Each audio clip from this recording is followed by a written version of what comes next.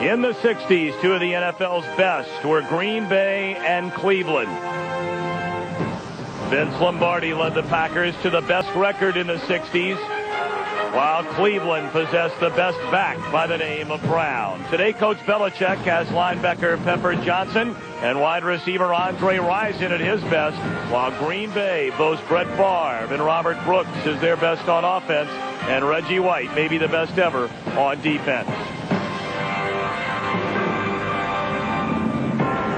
The Minister of Defense leads the best of Green Bay to Cleveland for the final time.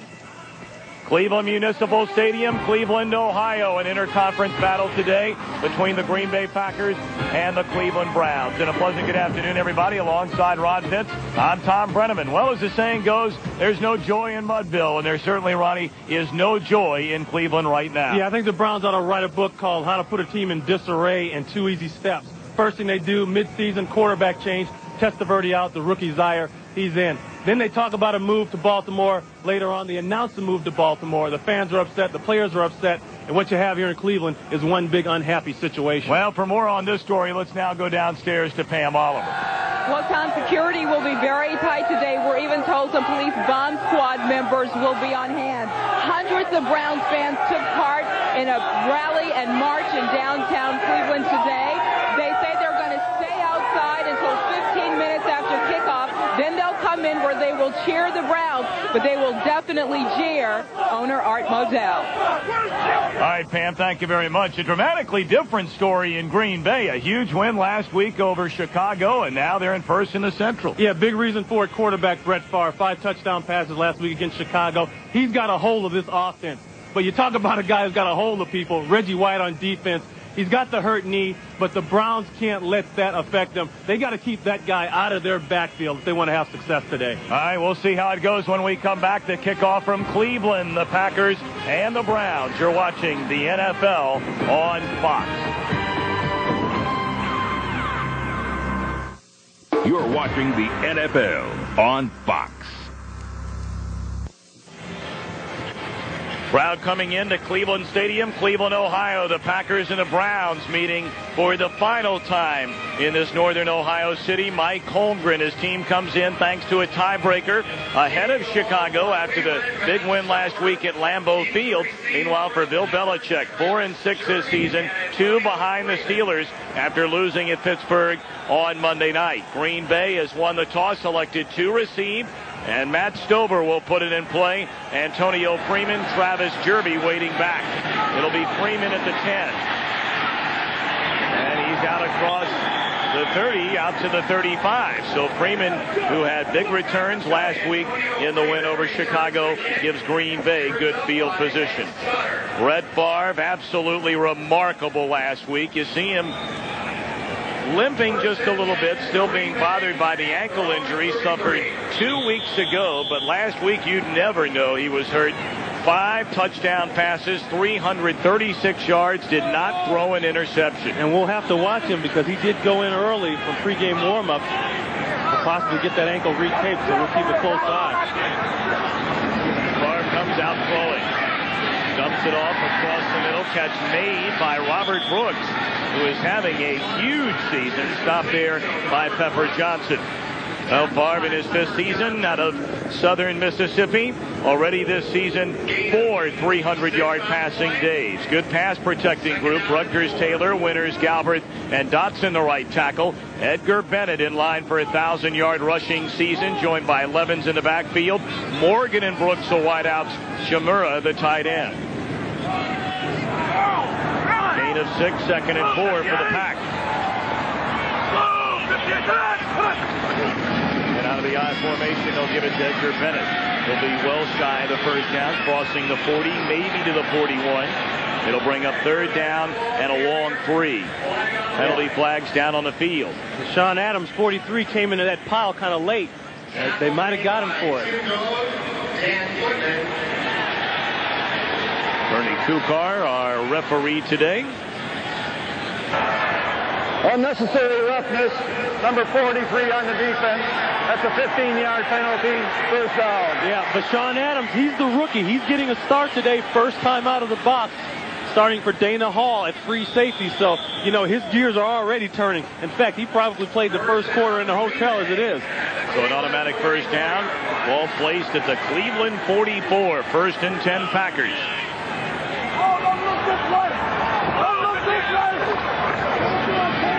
Play fake. Up top. Looking for Brooks, and it's slightly overthrown. Covered very well, helping late was Vashon Adams. Antonio Langham will draw the coverage of Brooks today. Cleveland defensively struggling from a season ago. Pleasant and Burnett, the bookend ends. It'll be in the middle, Footman and Goad. The linebackers Caldwell, Johnson, and Carl Banks. And in the secondary, Griffin and Langham, the corners. Moore and Hall, who was originally the starter, replaced by Adams. Of course, Cleveland minus their all-pro safety, Eric Turner. What a big absence that has been. Fumble. Still scrambling for the football, and it looked like Edgar Bennett, who initially juggled the handoff, was able to cover it up. You know, that makes me go back to one thing that Mike Holmgren told us yesterday. If we have no turnovers, we will definitely win this game. And coming right out of the box, Edgar Bennett doesn't look like he really ever got the ball. And you talk about lucky. Packers extremely lucky to get that return. Hey, turnover, man, turnover. Keith Jackson checks in for Mike Holmgren's team, along with Dorsey Levens in the backfield on a third down and 9.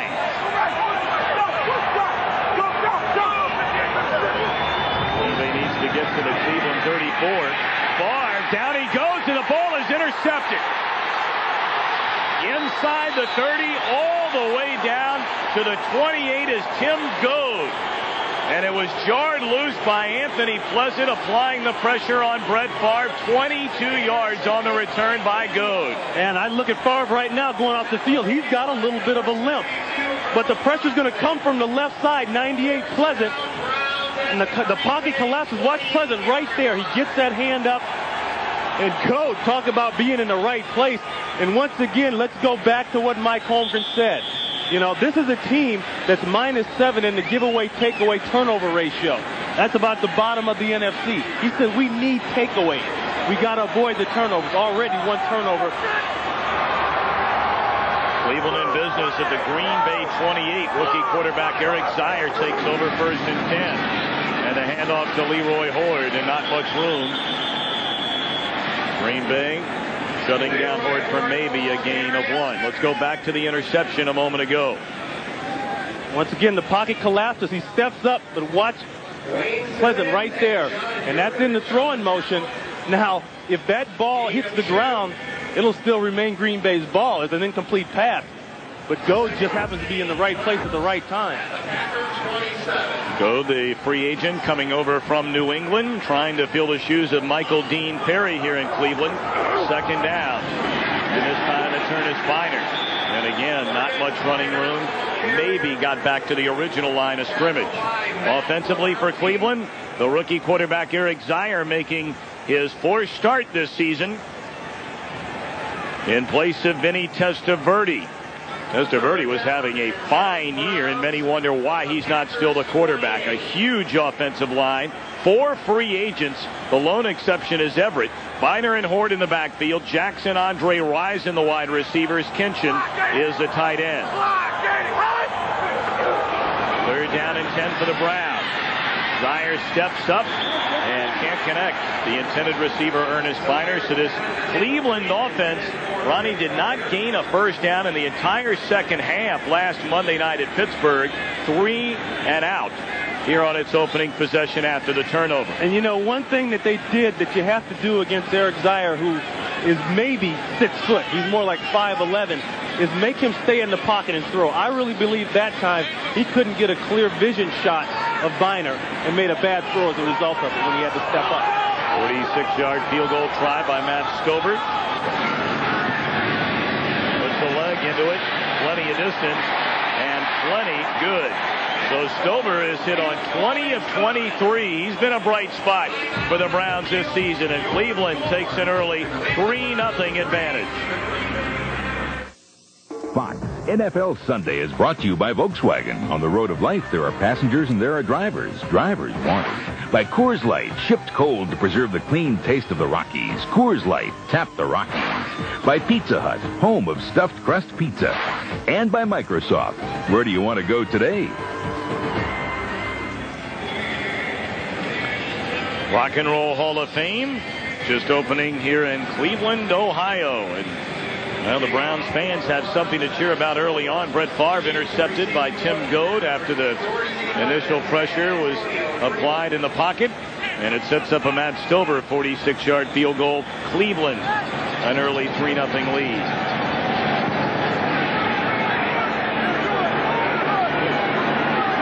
Antonio Freeman from his own 15. And tripped up. Good coverage by the Browns. Out to the 25. Edge center on the tackle. And here comes the Green Bay offense. I think one thing that this team has to worry about is not being a little disarrayed by what's going on with Cleveland in the move and all that.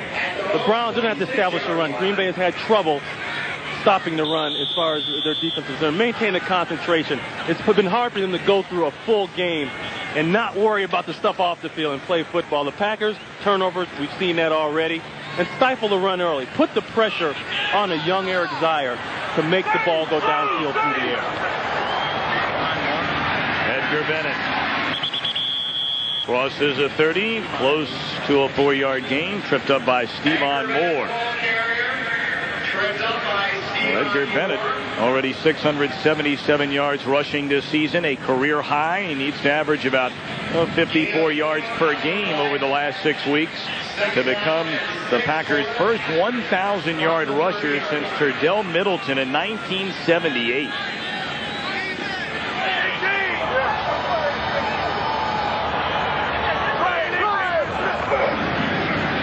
Favre on a 2nd and 6. Good enough for a first down on the pass to Robert Brooks out to the 38-yard line. So they'll move the chains for Green Bay.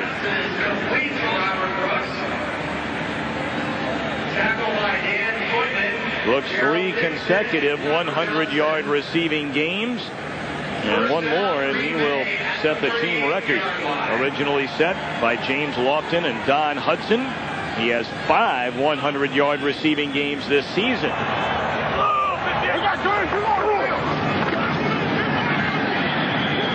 Flags come down on the play on the give to Edgar Bennett, who crossed the 40. And we'll wait to hear from Bernie Kukar.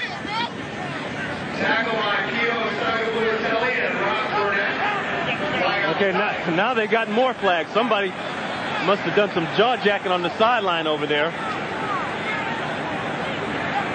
So they'll move the Packers back the other way. Pepper Johnson, you see him, he likes to talk a great deal. 10th-year player out of Ohio State, and a lot of people think he's out there trash talking, Ronnie, but he is doing everything he can just to inspire this Cleveland team, which, needless to say, very much right now down in the dumps. Well, Pepper coming from Belichick's regime over with the Giants there, and he's probably the only solid player, I think, in that defense. You got Carl Banks, but Carl's getting up there a little bit, and really one of the only guys that's playing with the kind of energy that Belichick wants and needs is that man right there. Men on the field, on the offense, the penalty is declined, 2nd down. Mike Holmgren got caught a little bit in the substitution situation there. You know, like I was talking about earlier, Tom, the one thing the Packers have to guard against is you come down here, as soon as you get off the plane, the first thing you hear is about the Browns and the move, okay? And you walk into the stadium, the advertising signs all down, and the place really looks scary. And they have to get that out of their mind and remember, hey, this is a team that's going to play football, and we got to show up and play football. Now they decline the penalty, so 2nd and 7 for Green Bay. Down the middle, wide open. And plenty good enough for a first down is Dorsey Levens, and he's dropped all the way to the Cleveland 39. Well, let's send it to Hollywood for a McDonald's game break and James Brown. All right, Tom. Giants flea flicker. Yes, indeed. Starting strong. Thomas Lewis got the safety to bite. Scores his first career touchdown. Giants on top of the Eagles. 7-0 in the first. Back to Tom and Ron.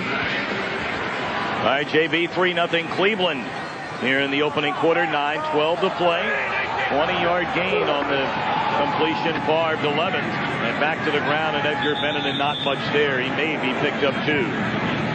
See, Green Bay is a team that uses the pass to set up the run, and that's completely opposite how most people do it. So, you know, we asked Edgar Bennett last night, do you wish you could run more? He said, I know in this offense I won't run more because it's not set up like that. What I wish I could do is catch more ball. And that's the one thing that Brett Favre has done a great job of this year, is spreading the ball around. Well, Bennett last season led all NFL running backs, 78 receptions. Second down carry to Bennett. Spins away from a couple of tackles, and he appears to have a first down to the Cleveland 28. Yeah, they're working on Burnett and even Pleasant on the backside. You remember how fast those guys were coming up the field when they got the sack and the fumble on Favre in the first series. Well, that plays right against their own strength when you run that draw play. You invite them in, and then you suck them in and go right up the middle. Well, they've asked for a measurement. Needed to get just across the 30, it appeared, and he does indeed have a Green Bay first down. Now, we wondered if we'd see a lot of blitzing coming from Cleveland to throw off the timing of this West Coast style of offense, because that is the one thing that Brett Favre is doing a great job of as well, and that's timing. Everything he's doing is on rhythm. And I think in the last couple of years, he hasn't quite had that down. He was almost there, but now he's got the rhythm. And they need to do something on defense, whether it's disguise or coverage or blitz people, to disrupt that rhythm. 4 receivers set for the Packers. Play fake, and to the end zone. And Robert Brooks appeared to have made the reception, but they say no. Broken up by Antonio Langham. Talking about the rhythm and the timing. Great throw by Favre.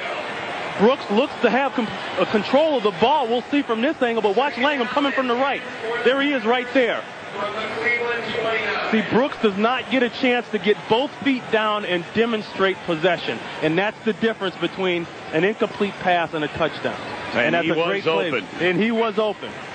and it was a great throw, and everybody was where they're supposed to be. But a great play also by Antonio Langham, the corner. 2nd and 10, and again Favre to throw. Escapes trouble for the time being, but more on the way, and Favre dropped behind the line of scrimmage by Dan Footman.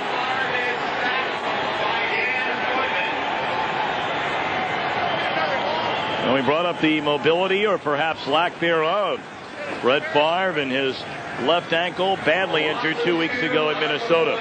Footman moved down inside. He's number 78. He moved down inside in training camp, played on the outside last year.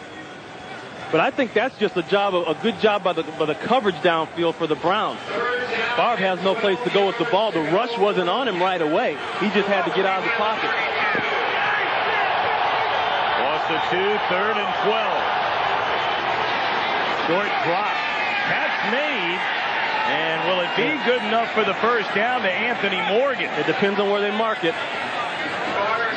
See if they get a good mark. Well, Morgan over there lobbying a bit.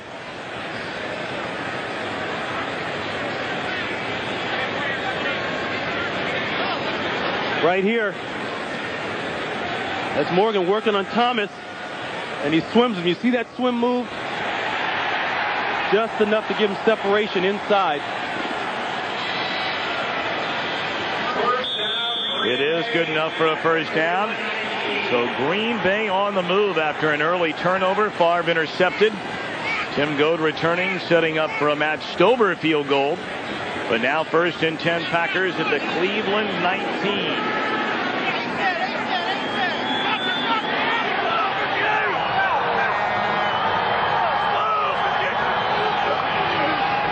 Quick handoff, and Edgar Bennett carries down to the 12. Stop made by Louis Riddick, 4th-year pro out of Pitt. Well, we talked about the Packers on defense having their problems against the rush. Well, guess what? The Cleveland Browns, 22nd in the NFL. versus the rush, giving up an average of 121 yards per game, 4.2 a carry. That is way too much. You've got serious problems if you're giving up 4.2 a carry. And Tom, I got to go back and think about Michael Dean Perry. I think they miss him, and the big safety man inside, Eric Kurtz, he's out with an injury. 2nd and 4. And Bennett will be stopped shy of the first down. Needed to get to the 9, so it'll bring up 3rd down for the Packers. Wait, you bring up the Cleveland defense, and Ronnie, this group, absolutely sensational a season ago, allowed a franchise low 204 points, but in 9 home games, the Cleveland defense allowed 8 touchdowns all year. Yeah, I mean, that's what we're talking about, that kind of thing. And, nobody wants to use free agency as an excuse, and you think, well, I can replace this guy and I can draft this guy and all that, but it doesn't work out, and those numbers show that. You get hurt by it. 3rd and 2. Barr throws incomplete. Flags green down from the end zone, and this could be interference against Cleveland. Holding against the Browns. So that'll be a first down for Green Bay, and they'll be inside the Cleveland 10.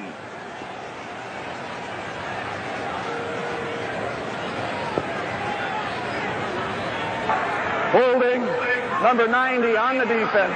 That's a 5-yard penalty and an automatic first down. That's Rob Burnett, number 90. Let's check it out, see what happens. He'll be on the left right there. See, he grabs just as Keith is getting out over the middle. And really a stupid play because he had Pepper Johnson running step for step with Keith Jackson in the middle. Those are the kind of penalties that kill you. 1st and goal, Packers at the Cleveland 6. Barr just throws it off and caught into the end zone. Touchdown, Dorsey Levens.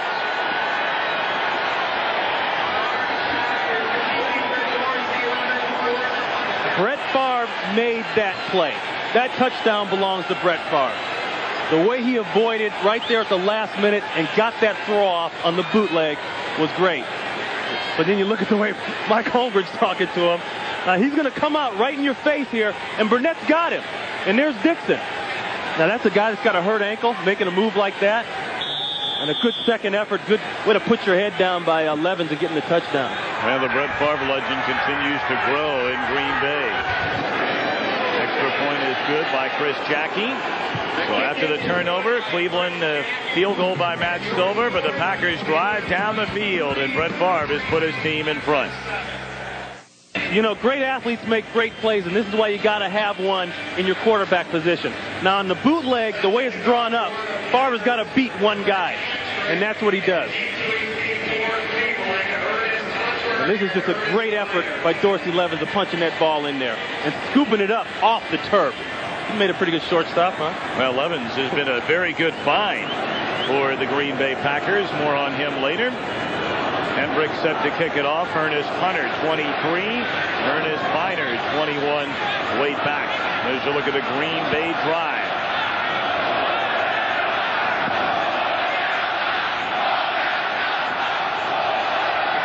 Hunter from his own 7. Takes a lick. Stays on his feet. Wow. Tries to lean out to the 30. Flags down on the field. Matt LaBounty made the initial hit on Hunter. LaBounty, of course, got the start last week in place of Reggie White. And Cleveland guilty of holding. Well, that's one thing that Bill Belichick talked to us about, is that we got to stop the penalty. Holding number 54 on the return team, on the run back. It's a 10-yard penalty, first down. And now take a look at what happens as we look at Bill Belichick there. That pushes you back, and now you've got to take a struggling offense and go that much farther.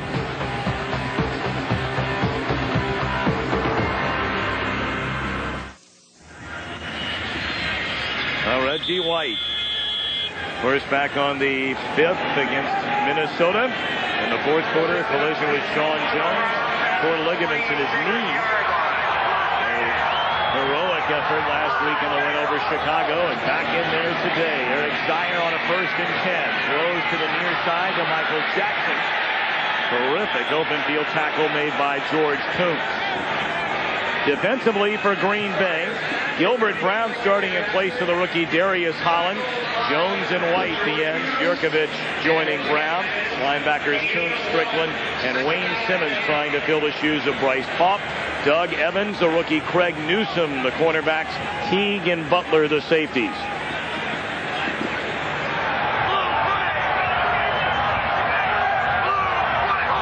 Andre Rison in motion on a 2nd and 9. They give us to Lorenzo White, and he's out to the 21.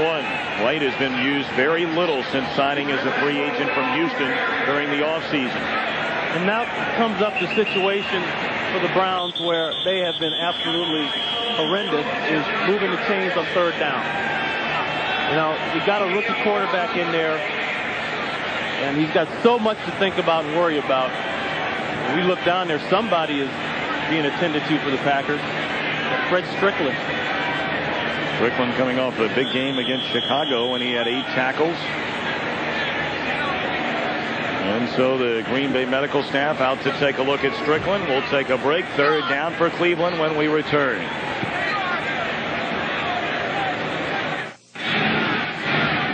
Back in Cleveland, Ohio. 7-3, Green Bay leading. Browns from their own 21 facing a 3rd down and 5.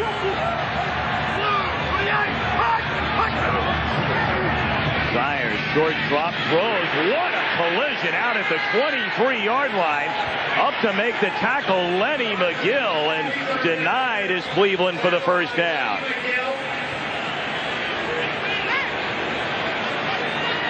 So you want to be a wide receiver, you might want to think again. You remember those days, don't you? Yeah, those are the kind of hits you pray for right there. When a guy's got his back turned to you and you can get a running start and break his face mask for him. Ernest Biner making that reception, couldn't go anywhere, so Cleveland 2 yards short of a 1st down, having to punt. Tom Tupa. Very high kick, and it's Freeman, dropped immediately at the 31-yard line by Tim Jacobs. Thursday, start off your Thanksgiving when Garth Brooks makes a special appearance on America's #1 pregame show, followed by a crucial NFC Central matchup, the Vikings and the Lions. Coverage begins at noon Eastern, 9 Pacific. Check local listings for the game and time in your area. 7-3, Green Bay in front of Cleveland here in the opening quarter with 2:53 left.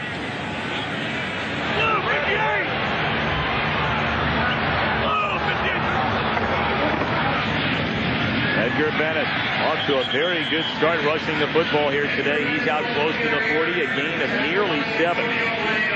Well, if you ever need a good movie to rent, you don't have to go to a video store. Go to Edgar Bennett, because that's his hobby. He collects all the different movies and everything. So, yeah, Bennett, a collection of better than 300 in his home. I'm sure a neighborhood favorite is Edgar Bennett.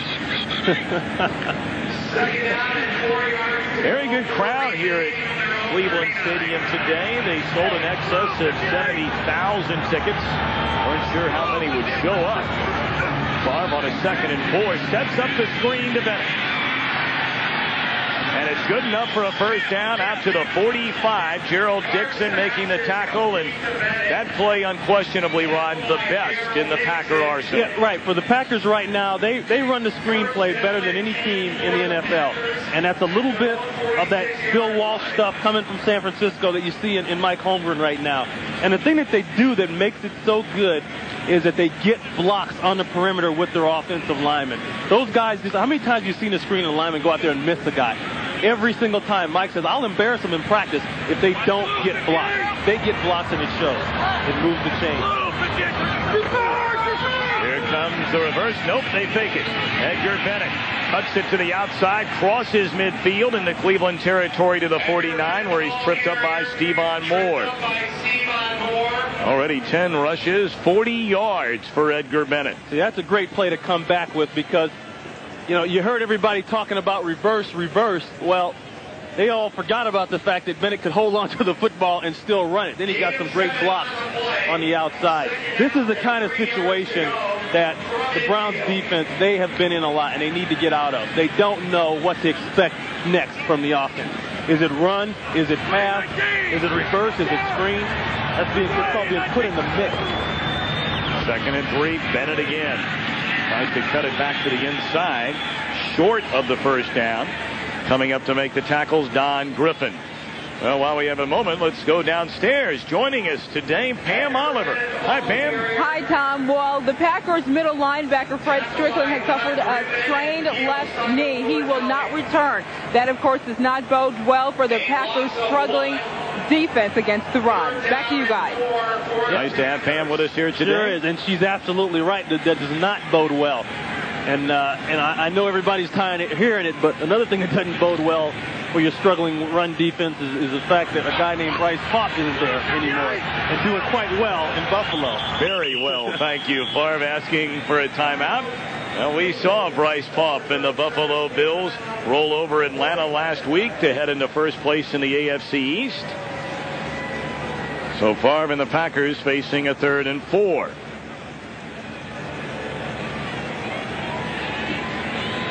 What a win that was last week, Ronnie, getting back to Brett Favre and the Packers over the Chicago Bears. A wild game, 35-28. I think that Vince Lombardi and George Halas may have been turning in their graves for the lack of defense in that game. Yeah, you know, and it's funny, you talk to Mike Holmgren in the meetings that we have on Saturday night, and when you ask him about Brett Favre, he smiles now.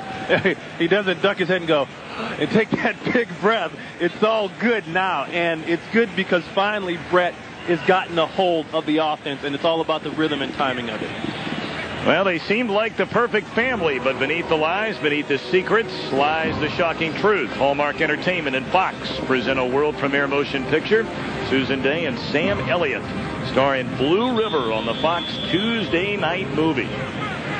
Take a look at Reggie there, and you know, here's a man that's got a torn ligament in his knee, and what he did to Big Cat Williams is just should be X-rated. I mean, they should show that in some parts of the country to certain people under a certain age.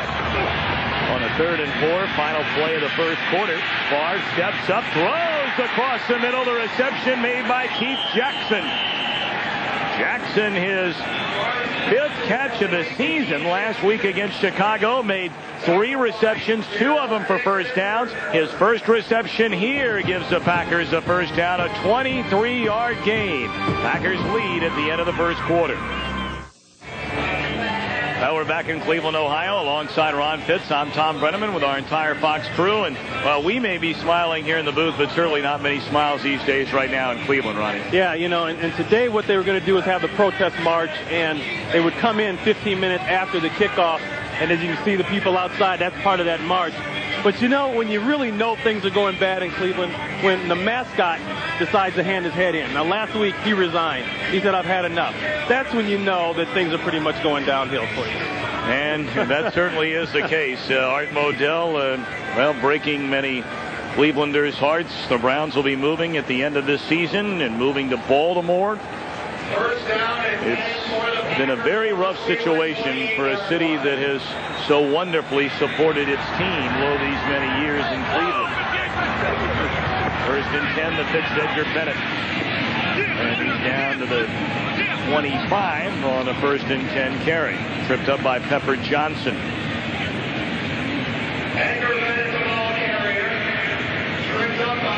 Well, some of the numbers from the first quarter, and the Cleveland offense continues to really struggle. Yeah, and the problem here, as we look at the Packers offense doing quite well, is that the possession.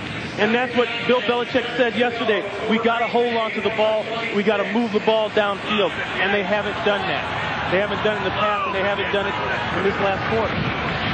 2nd and 7 across the middle. Levens, who had a touchdown earlier in the game, and he has another Green Bay first down to the Cleveland 16. Dixon and Caldwell converge on the tackle. See, just appreciate the mix now that Mike Holmgren has this team on. You know, it's a run here, it's a reverse here, and now when the throwing starts, we've seen both tight ends involved, we've seen 2 wide receivers involved, we've seen both backs involved. I mean, that is what this West Coast style of offense has to do. That's what you saw in San Francisco with Taylor and Rice and Craig and all the guys, Jones. You've got to use the weapons, and the Packers are starting to use their weapons. First and 10 at the Cleveland 17. And they set up the screen, but read beautifully as Jackson makes the reception. But Mike Caldwell and Gerald Dixon are able to come over and make the stop on Jackson.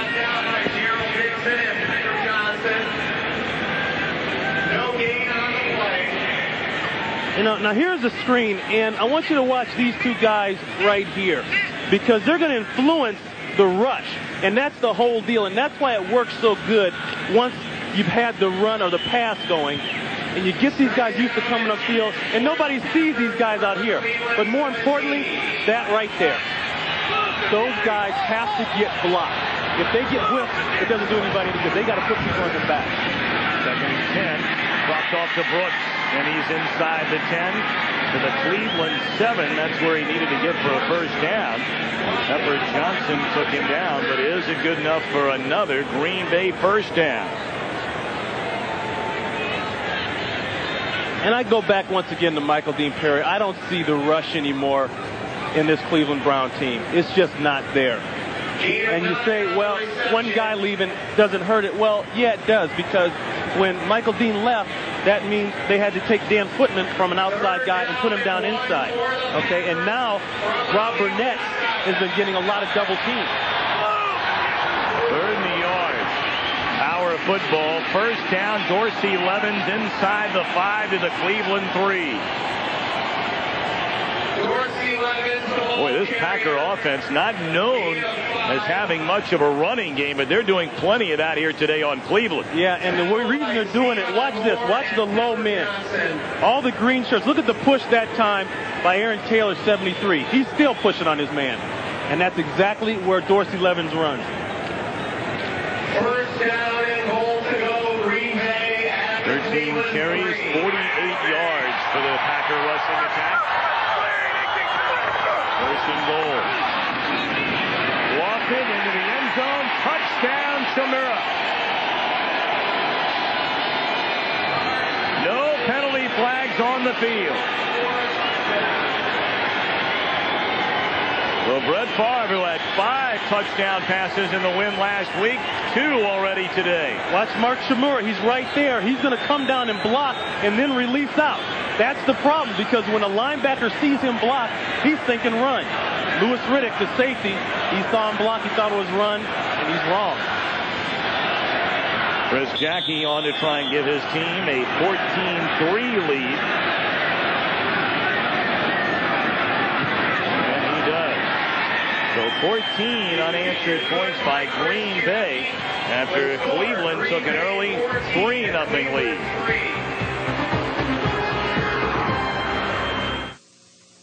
Fox NFL Sunday is brought to you by Lexus Luxury Automobiles, the result of a relentless pursuit of perfection. By Snickers, hungry? Why wait? By the Braun Flex Integral, for Braun's closest shave yet. And by Aptiva, the home computer from IBM. Welcome to the future. What's happening in downtown Cleveland? The Great Lakes Science Center, located right next to the Rock and Roll Hall of Fame, will open later this year. What's not happening is the Cleveland offense trailing Green Bay 14-3. Hendricks spins it away. Ernest Hunter from the goal line. And he only brings it out to the 15. Tripped up by Travis Jervey. Now, the thing, going back to that touchdown, the thing that made it work, watch the play action. Watch both backs take off in this direction. And if you're Cleveland, you got to be thinking it's a run. And Louis Riddick, number 42, who had the coverage right there, he actually takes a couple steps down. Watch him right here, Louis Riddick. He's going to run down the line toward the play. See that? See those 3 steps right there? That's all Chimera needed to get enough room to make the catch. So now the Cleveland offense, which has struggled in a supreme way the last few weeks, See the second half against the Steelers, 10 yards in the second half without a first down. Tommy Vardell checking into the game. Has only been active 3 games this season after a season-ending knee injury last year. See, this is the beginning of the problems now for Cleveland. When they get down to the run and they get stifled like that, pretty soon they got to go to the air. And that's when the pressure gets on a rookie like Zier. As good as he is, as positive as he's been in some areas, that's where the pressure's coming. Zier to throw on a 2nd and 8. Looking downtown for Jackson, and it's broken up. George Teague coming over to get a hand in front of the intended receiver, Jackson. Well, the Cleveland offense, their woes cannot be better illustrated than this. Yeah, and you talk about all this stuff here, and you see that, and that looks good, but here's the bottom line of when you don't move the ball down the field. And Bill Belichick looking for answers. He believes his team is not quite dead in the water this season and contending for the Central Division Championship. And a play blown dead as Green Bay called for a timeout just before what would have been a 3rd and 8. So we'll take a break and be right back to Cleveland. 14-3 Green Bay. Well, the city and the mayor here in Cleveland, Mike White, filing a lawsuit trying to keep the name Browns, claiming it belongs to the city and the fans. Art Modell apparently has every intention of not only moving to Baltimore, but calling the team the Baltimore Browns. 3rd and 8 for Cleveland.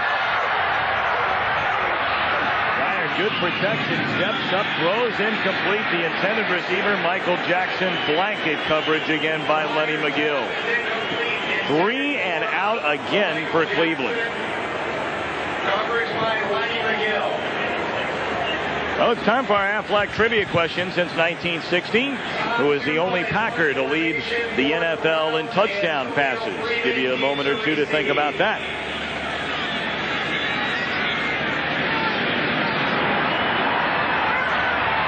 For the punt, Antonio Freeman stands at his own 40. Short kick. Freeman from the 42. Slips a couple of tackles. Crosses midfield to the Cleveland 49. Frank Stamms able to make the stop after a 39-yard punt from Tupa. Green Bay gets the ball leading 14-3. Back at Cleveland Stadium, 14-3 Green Bay, and after an early interception on a tip ball off the hands of Brett Favre, this Packer offense has been terrific. Yeah, and they've been terrific once again because Brett Favre has the key to it, which is rhythm, throwing on time. And another thing is they're spreading it around.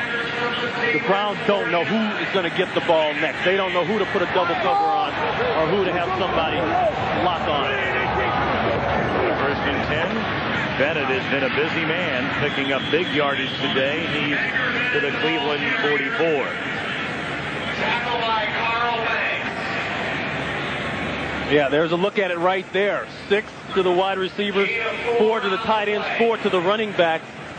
Boy, I mean, that you can't ask for anything better than that just after a quarter and a half of play. I got to believe Mike Holmgren is very happy at that spread around. Well, you brought up earlier, Holmgren told us yesterday if his team did not turn the ball over, he guaranteed a win. He sure did.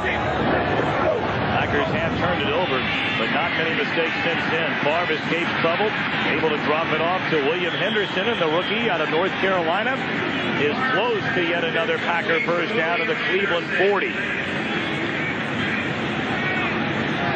Henderson's the guy out for all 4 preseason games with torn cartilage in the knee. And really, the staff really didn't know what they would get from him when it came down to the regular season. But what they got is a guy that can catch out of the backfield, but they also got a great blocker. I mean, he will run you over and then laugh about it. 3rd down and 1 yard. Well, a yard short on the reception was Henderson, so 3rd and 1.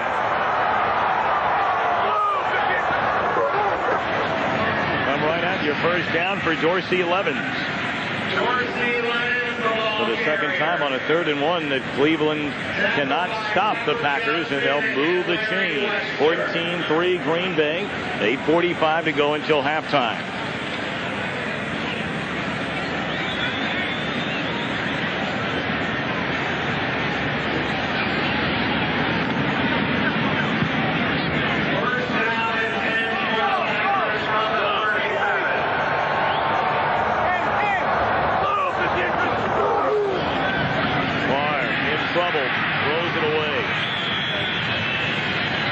Johnson, the first man to greet Brett Favre.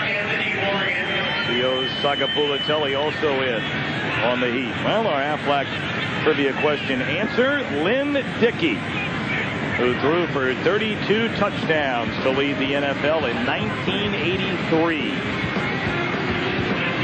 And that was his favorite target, James Lofton.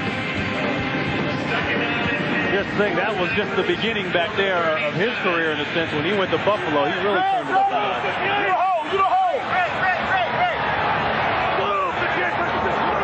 Four receivers on a 2nd and 10, and they run it. Edgar Bennett picked up close to 5, so it'll bring up another 3rd down for the Green Bay offense. Caldwell and Footman on the stop. I think the Browns have to get back to what they just did 2 plays ago. They brought the blitz.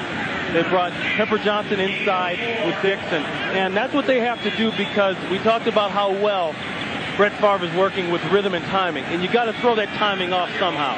I would expect to see more of that as the game goes on.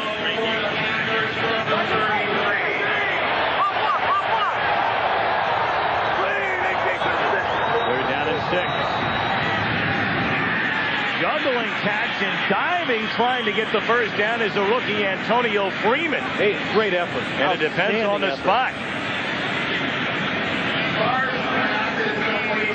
He's actually hit well short of the first down, but then he lunges forward, extends the ball, and he might have picked it up just off that second effort. Well, you brought up the name Antonio Freeman to Mike Holmgren last night, and Holmgren thinks that not only is Freeman already a very good return man, but believes he will be a terrific wide receiver down the road. Well, the thing he said about Antonio Freeman was the guy has no fear, and he's short, but that's still a great effort. Now a big decision for Mike Holmgren. Well, they twice made it on 3rd and 1, and on 4th and 1, here come the big bodies. The Packers are going to go.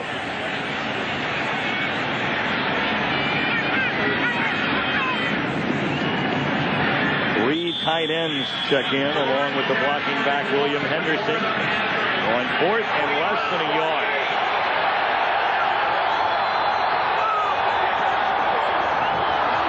And it is a Packer first down. Towards the 11th, the ball carrier. Well, while we have a moment, let's send it back to Hollywood. James Brown for a McDonald's game break. Well, I tell you what, Atlanta loves the combination. Jeff George and Terrence Mathis. This is the second hookup of the day for these guys, capping a 91-yard drive. Atlanta fighting for the top spot in the West, leading at 14-0. Back to you. Yeah, JB, Atlanta's for real. You know, they went up there and lost a tough one to Buffalo, but they played well in a hostile environment. And I think the Rams realized that. There's a 3-way tie atop the NFC West. Atlanta, St. Louis, and the 49ers. Edgar Bennett skips his way inside the 25, pushed out of bounds at the 23 against Pepper Johnson. And Johnson, the man making all the plays defensively right now for Cleveland. Yeah, he is, and you're right. You see one guy that's really all over the field. Like I think that Banks has kind of lost a step and so on and so forth. And on the other side, they just don't have the people they've had there in the past. And they may be as Don Griffin comes hobbling out now. You know, this may be somewhat of a, I'll say it is a rebuilding stage defensively for the Cleveland Browns, no doubt about it. Tim Jacobs comes in to replace the injured Griffin. And a timeout called by Favre and the Packers. Their final timeout of the half, 5:53 to play. It's been all Green Bay.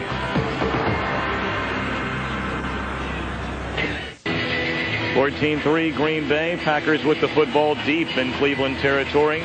Problems continue to mount for Bill Belichick and the Browns. Yeah, they do. And just then, Don Griffin, the corner, comes out, but You know, it's not just on the field problems. It's hard to get away from the off the field problems too, with the move and everything.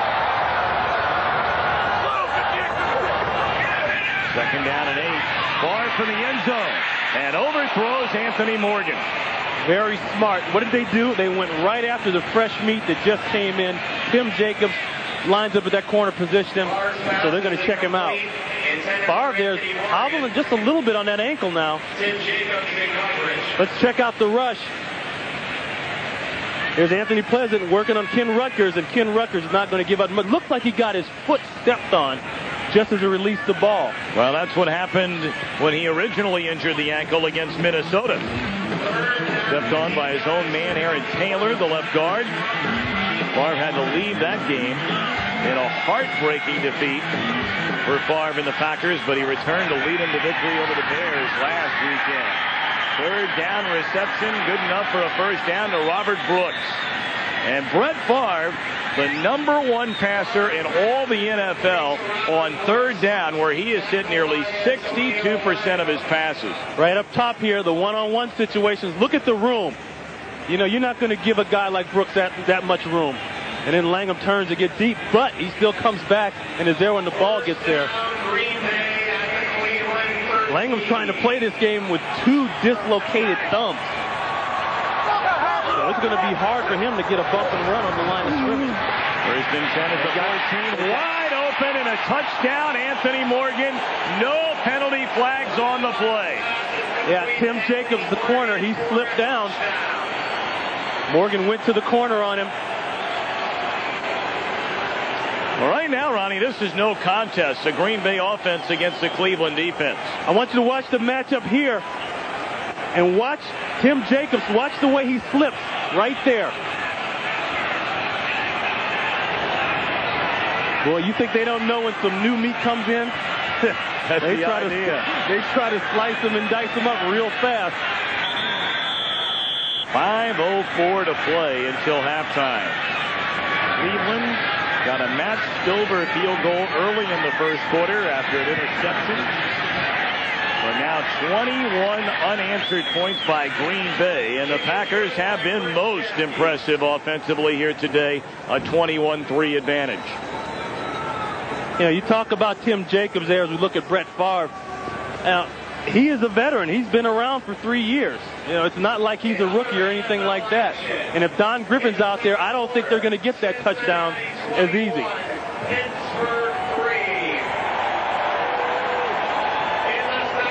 And when you got a guy like Brett Favre, you know, he's got the hurt ankle and all that, but this offense works for him because he's got to get rid of everything fast. So you don't have to leave him back there. He doesn't have to worry about scrambling around and taking as many hits. The ball is out of there fast, and with the way his ankle is, that's in his favor.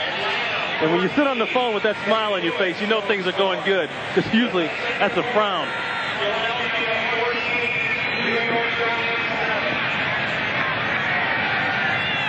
Well, the way this Cleveland Browns offense has been going, you wonder, Ron, if they can find a way to get things in gear and mount some kind of charge to climb back into this game. Hendrick boots it away, Ernest Hunter from his own 5. Big seam, and he crosses the 30. Out to the 31, and the stop made by Marcus Wilson. First down, Browns at their own. Well, we'd like to remind you that coming up tonight on Fox, as always, another big edition that you will not, by any circumstances, want to miss. Space Above and Beyond, our Sunday night movie.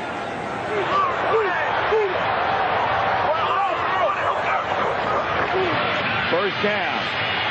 And a big hole for Leroy Horde. He's out across the 40 to the 42, and that could be the first down for the Cleveland Browns today, and it is. You know, and there's Don Griffin. He's taking off. But that's the run game that they got to get into. They have the ability to run the ball. They got people up front that can move you. But it's been a run, then it's something bad. They've never been able to stay in it.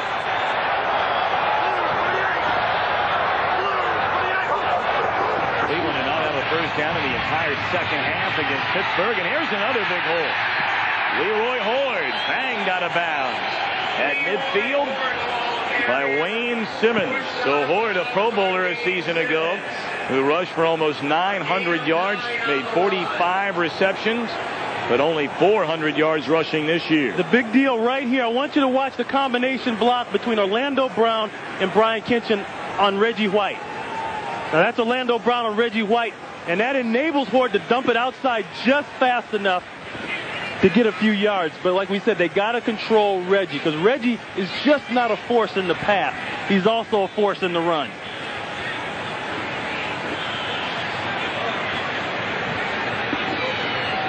Another measure for the first down, maybe an inch short. Here it is, one-on-one, Orlando Brown. We asked Reggie, what do you know about Orlando? He said he's big. And we can barely see Reggie behind there.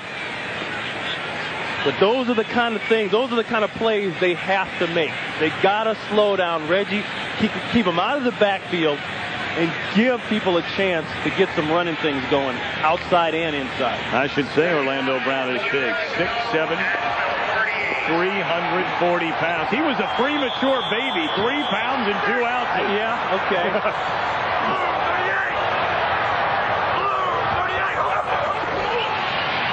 Dyer, play fake, going for the goods on second down. Risen is open, and he overshot it. This is the difference between a veteran quarterback and a rookie quarterback. He had Andre Rison so wide open on the play fake, it was unbelievable. I mean, this is what you set up the run for. Rison right now coming in motion. I want you to watch. There he is. I want you to watch how open he is after the play action. Bam, there's a play action. Look at him.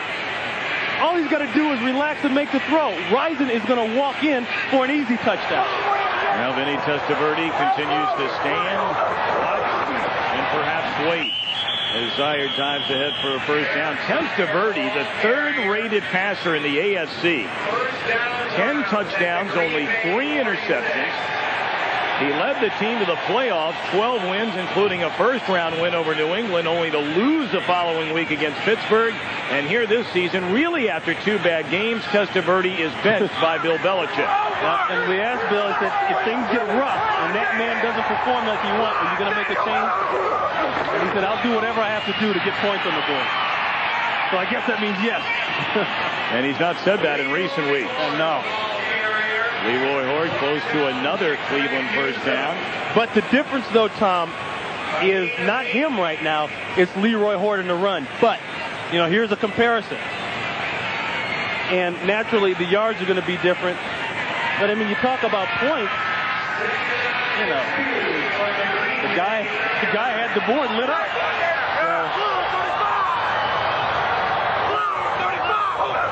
Second down, play fake to Horde. And they drop it off to the tight end Frank Hartley, and he has another Cleveland first down to the Green Bay 33.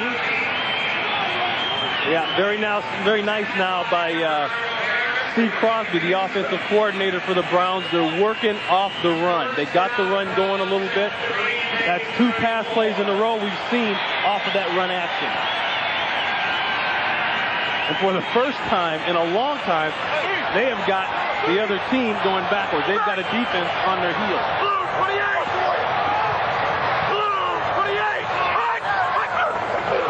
First down, and flags come down on the field. Leroy Horde maybe gained a yard. Stopped by Sean Jones. 21-3, Green Bay leading with 2:09 to play until halftime. And offsides against the Packers.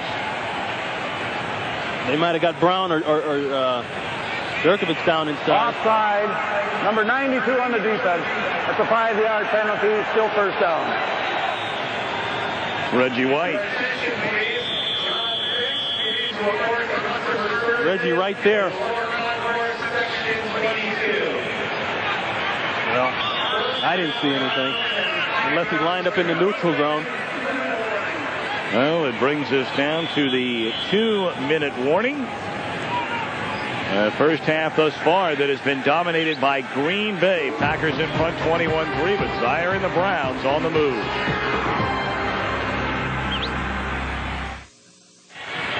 21-3 Green Bay. Let's check in with Pam Oliver. Well, Tom, Brown's right cornerback, Don Griffin, was taken off on a golf cart. He'd been kicked in the shin. I noticed the trainers trying to tape it, but to no avail. Again, he's been taken into the locker room. They're going to do some x-rays. His return is questionable. Back to you. 1st and 5 for Cleveland at the Green Bay 29. Zier to throw, steps away from trouble, drops it off out of the backfield to Lorenzo White. And he is close to a first down, needed to get to the 24. The clock continues to roll at the minute 48. This is one area, too, that the Packers have had a lot of trouble. They're last in the NFC in the red area. In other words, of stopping the touchdown. They're giving up 63% touchdown in this area. Second down of the yard. And Lorenzo White will pick up the first down on the carry.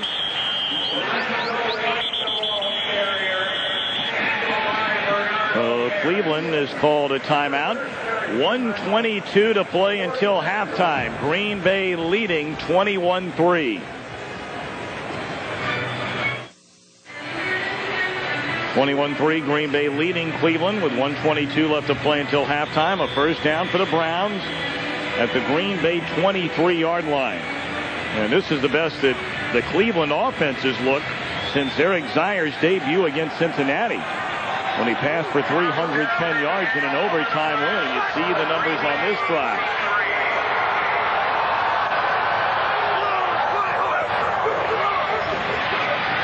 Zier to the end zone and missed again. A wide open Andre Rison. You know, this is the second play now that Andre has got something to say to his rookie quarterback about where he's throwing that ball. He's going to have Rison right up the screen, right up the seam. He's going right in there. He got in between the safety and the corner, and he's got to throw the ball earlier. He throws the ball too late, puts too much air on top of it. But this is what Bill Belichick has got to be prepared to live with right now. You put a rookie in, he's got to learn to do these things. Andre Rison only 29 receptions all season long. Shovel pass to Ernest Biner didn't fool his soul. And he picked up close to 2. Now coming up on the Dockers halftime, we'll have all the scores from around the NFL, plus this week's installment of Choice Cuts. That's all coming up next on the Dockers halftime. Clock under a minute. Cleveland facing a 3rd and 9, trailing 21-3.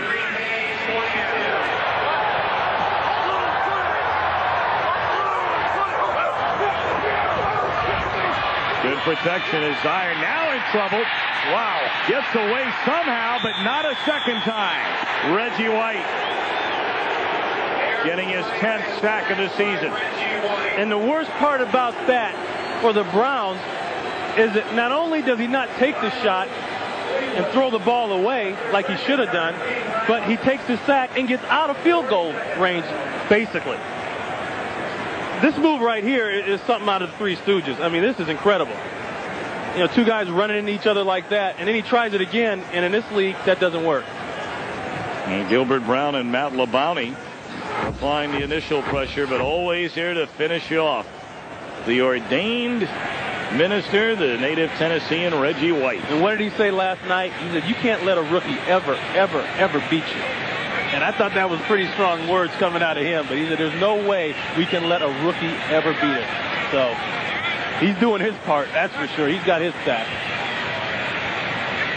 Well, it appears as though on 4th down that Cleveland is going to go for it, trailing 21-3 with 37 seconds left until halftime. Cleveland 4 of 9 on 4th down tries this season. But this will be 4th and 20. Have to get all the way down to the 18-yard line, and he tripped over his own man. You think things are rough in Cleveland? Come visit here for a week. Hear from the fans, hear from the coach, and then watch the Browns play. Well, like Belichick told us the other day, you know, it's not something that you could just leave at the office, because it really starts once you leave the office. All the drama, all the talk about the move. But he goes down on his feet, and now the rush starts to lay on him and touch him, because the first defensive player to touch him gets a cheap sack. Well, Brett Favre will be content just to take a knee and run out the clock here in the first half. A first half thoroughly dominated by the Green Bay Packers. And again, very little Cleveland offense. Absolutely. But even though Brett Favre kind of limps off the field, it doesn't matter, because in this offense, he gets rid of the ball so quick and he's spreading it around so well that he's using his weapons. It's not all on Brett. It's all on everybody else. Quick thought in the second half, if you're Bill Belichick needing a spark to coin his phrase when he made the change Testaverde desire, do you now bring back Testaverde? Yeah, good question. And I think he's going to wait and see how it goes this next series, but he may. See if he holds to his word. 21-3, Green Bay leading at halftime. This is the NFL on Fox. All right, and welcome to the Doctor's Halftime. Along with Terry Bradshaw, I'm James Brown. Cleveland with a whopping 34 yards in the first half. Fans let their feelings be known. Absolutely. So did Brett Favre because he comes out right off the bat. Dorsey Levens out of the backfield, makes a great catch, gets into the end zone. Packers up by 7. Then Favre out. Play action again, holds the linebackers, corner sucked inside. And Mark Shimura makes a 2-yard touchdown reception. The last 25 possessions by Eric Zier, quarterback of the Browns. Net no touchdowns for the Browns and only 3 field goals. Your guy, Jeff George, has not made a big play in the last 3 big games. They had 5 opportunities against the Rams last time, but out he comes this time. Terrence Mathis, 18-yard TD. 1, TD, 2. Mathis, 17 yards over the middle, behind the linebackers, in between the safeties, as the Falcons have jumped out to a 14-6 lead and making big plays. George 10 of 15, 135 yards and 2 TDs. Play flicker. And Dave Brown let it go down the field. When your offense is struggling, you can't make plays. Find Thomas Lewis, who makes his first touchdown reception of the year. But back come the Eagles as Waters goes inside, 3-yard touchdown run. They take a 14-7 lead. Then Tyrone Wheatley fumbles at the 4. And then Fred Barnett with a 4-yard TD reception as the Eagles, and I mean they are playing some kind of good. 21-7 over the Giants, JB. Looking for the sweep of the Giants this year. Detroit and Chicago. Eric Kramer, what do you do good? I play action, I throw deep. Terry, let it go, young, and there it is. Down 51 yards. Jeff Graham drags him down. Bears go up 7-0. Now 23-yard run by Barry Sanders. This ties Eric Dickerson for his 7th straight season of 1,000 yards rushing. Now Pat O'Neill picked up, cut by New England, picked up. He's put in the place of a guy by the name of Sauerbrunn. He can't punt. O'Neill has his first punt block. Matt Millen, our guy, said he takes too long. He did. The Lions are up by 3, 10-7. What did you say? Let it go, young, and Panthers by a touch over the Cardinals. That at the half. Washington and Seattle all tied late in the second. Tampa Bay up now by 10-0 over the Jaguars. New England trailing by 14 to the Colts at the half. And Jeff Blake and company doing the job 14 better than the Steelers late in the second. And, of course, when we come back, it'll be choice cuts.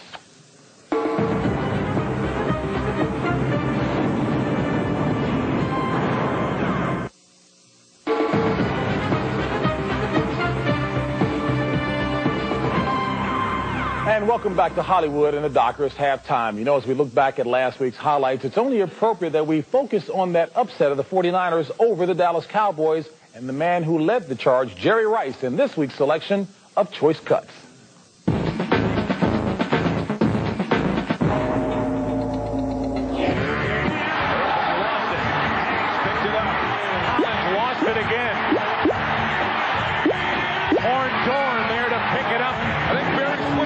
I think this whole crowd is in shock. Touchdown Rams.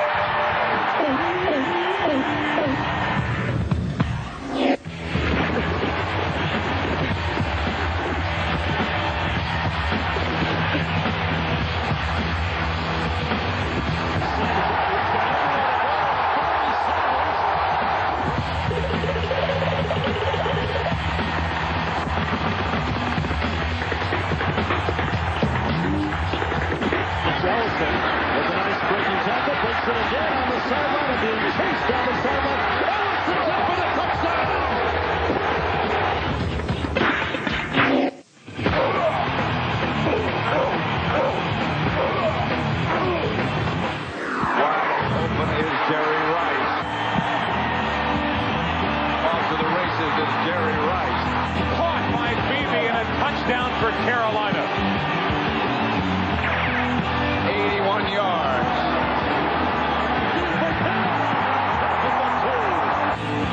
Rice, touchdown from Gerbach. And Jerry Rice is still running. More halftime after this.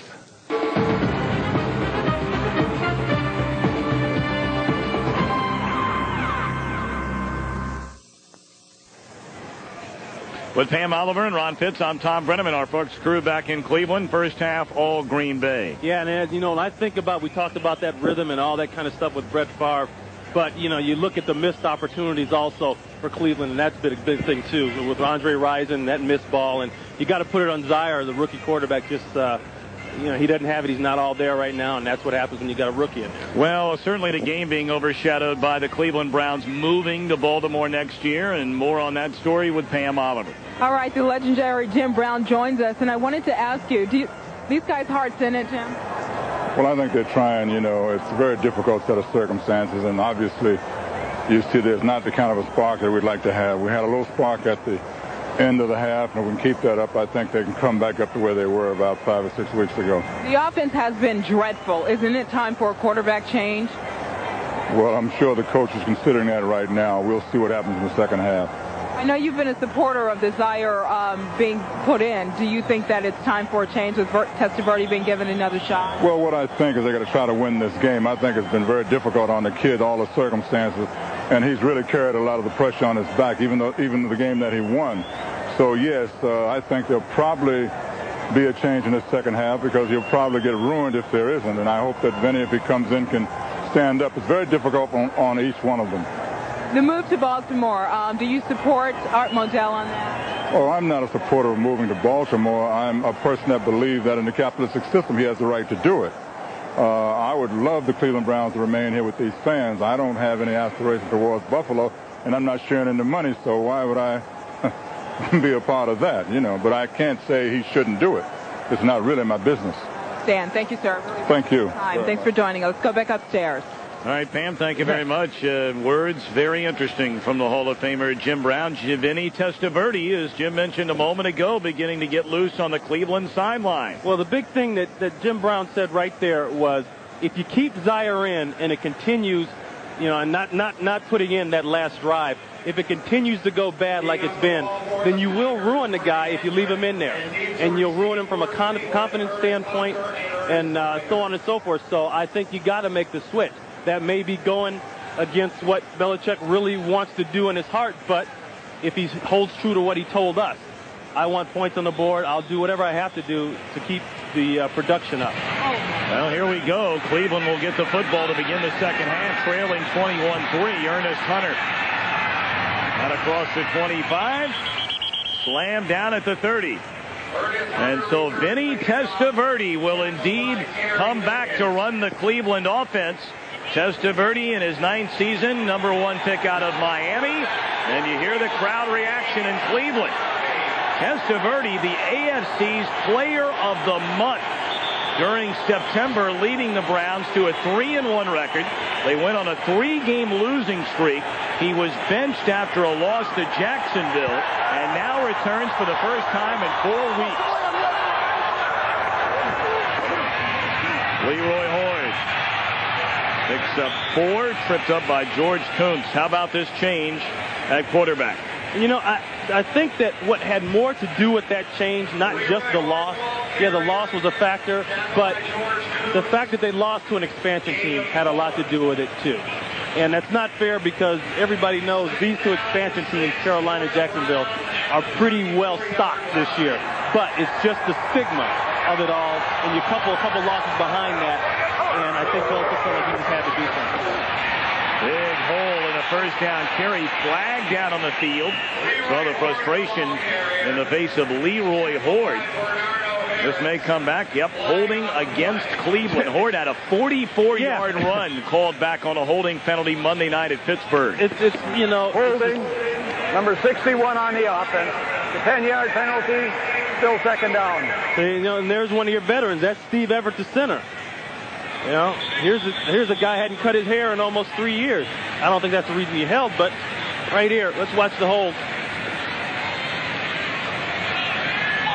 Yeah, he's under Jurkovic's pads. They're pretty good, but I don't know.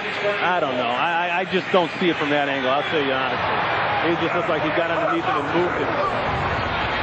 Second down, and they drop it off the screen to Horde. And he is grabbed a hold of by Bernardo Harris, who's come out to start in place of Fred Strickland, the injured Packer, earlier in the first half. Well, the numbers certainly indicate why a change at quarterback for Cleveland. Yeah, well, that's why the change at quarterback right there for all intents and purposes.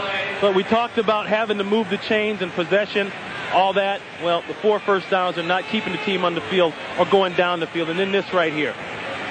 Not holding on to the football, not staying out there and working on moving that ball down the field. And like I said, I think it's a good move because you don't want to keep him in. It's already a hostile environment. Why make him subjected to that? Testaverde on a 3rd and 16. Steps up, throws, catch made across the middle, and trying to get to the first down marker is McCardle. He does, and more. Out to midfield. George Teague finally able to catch up with Keenan McCardle, fourth-year receiver out of UNLV, and the injured Packer is Reggie White. Boy, and I can feel about a million or so heartbeats in the state of Wisconsin just to come to a screeching halt. You got that man down. Also had a late flag on the play. Here he is right in front of us, 92. Let's see if we can pick up what happens to Reggie. Orlando Brown pushes him on by, and he ran into the back of Sean Jones on the other side. It's hard to tell what happened, though. Well, it was a collision, White and Jones, which led to both players being injured 2 weeks ago. We'll be right back. Fox NFL Sunday is brought to you by the new Dodge. We're thinking ahead. By Sony Maximum Television. Hear and see everything you pay for. By Red Lobster, for the seafood lover in you. And by EA Sports, makers of NBA Live 96. If it's in the game, it's in the game. Reggie White, shaken up, goes to the sideline. First down for Cleveland. Leroy Horde running hard down to the Green Bay 40. There's a late face mask penalty on the back end of that reception by Keenan McCardle. And Reggie White still not checking back in. Here's the injury a moment ago. It happened somewhere along the line of after Orlando Brown, 77, pushes him on by, and there's Sean Jones. And you can't see exactly what happened there, but if I'm Bill Belichick, I got to be thinking to start working that side where Reggie was. Back to the ground and back to Horde. Breaks it to the outside and has another Cleveland first down to the Packer 34. Doug Evans up to make the tackle. Now, Horde is a pretty big guy, and he's even bigger now with that big Kalaba mountain on the side of his face mask. But I don't think that Leroy Butler thought he could bounce away from him and run to the outside as fast as he did on that play. And like we talked about in the first half, the difference is now they've got the run going. Vinny Testaverde has started the second half at quarterback for Cleveland, and the Browns are on the move. Caught in the open field by Brian Kinchin, the tight end. He picks up close to 5. And see, the thing that you're going to see, just because Vinny's in there, Vinny can't do it by himself. The holding penalties that happened when Zaire was in the game, that didn't have anything to do with him. Everybody else has got to start playing too. It's just not one guy. Now, yeah, Vinny might be the difference in seeing an open Andre Rison, okay, but still, everybody's got to play. Second and 5. Flags down again. Ernest Biner. There it is. There it is, right there. If it is on Cleveland. No, it's not. Oh, offsides for a second time today against Green Bay.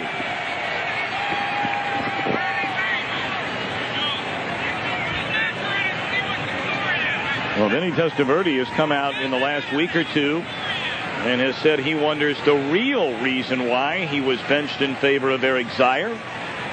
Bill Belichick says, hey, I told him exactly why. I felt our team needed a spark offensively, and Zier provided that spark in the win over Cincinnati. But the last 3 weeks, the rookie from Georgia has had a miserable time.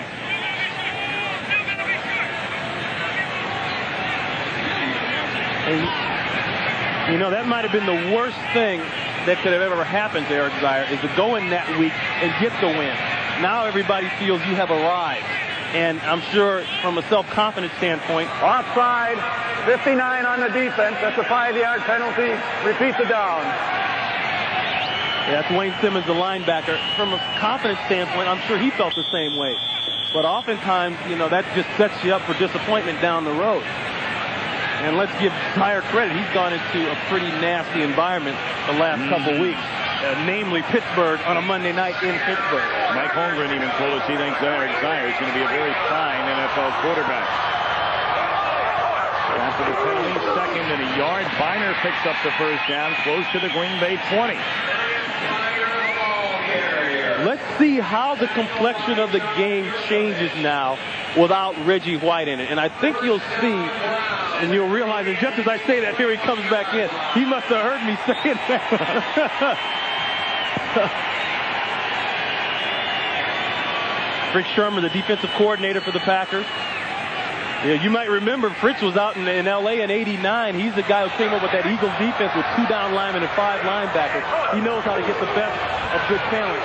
Testaverde throws, and what a reception made by Rison, who on the break lost his footing, kept his balance, and still made the catch, and the throw was right on the money. You know, it's not a sin to get the trip, but it's a sin to stay down. He's just going to run a little out pattern. And the turf's going to get him here. That grass down there, if you can call it grass. But boy, that ball had to be right on the money in order for him to fall like that, lose vision of the ball, and still be able to make the catch. He had to know exactly where it was going to be.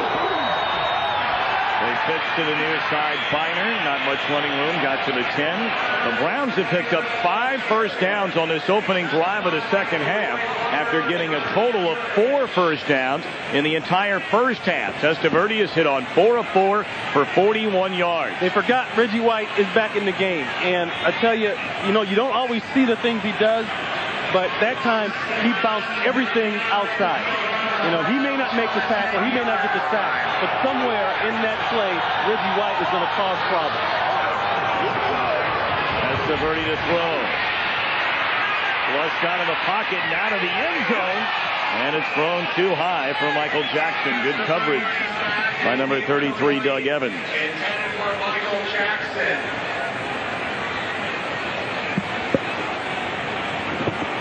Yeah, Evans and Newsom, the 2 corners, they had a rough day last week against Chicago. A couple big pass plays.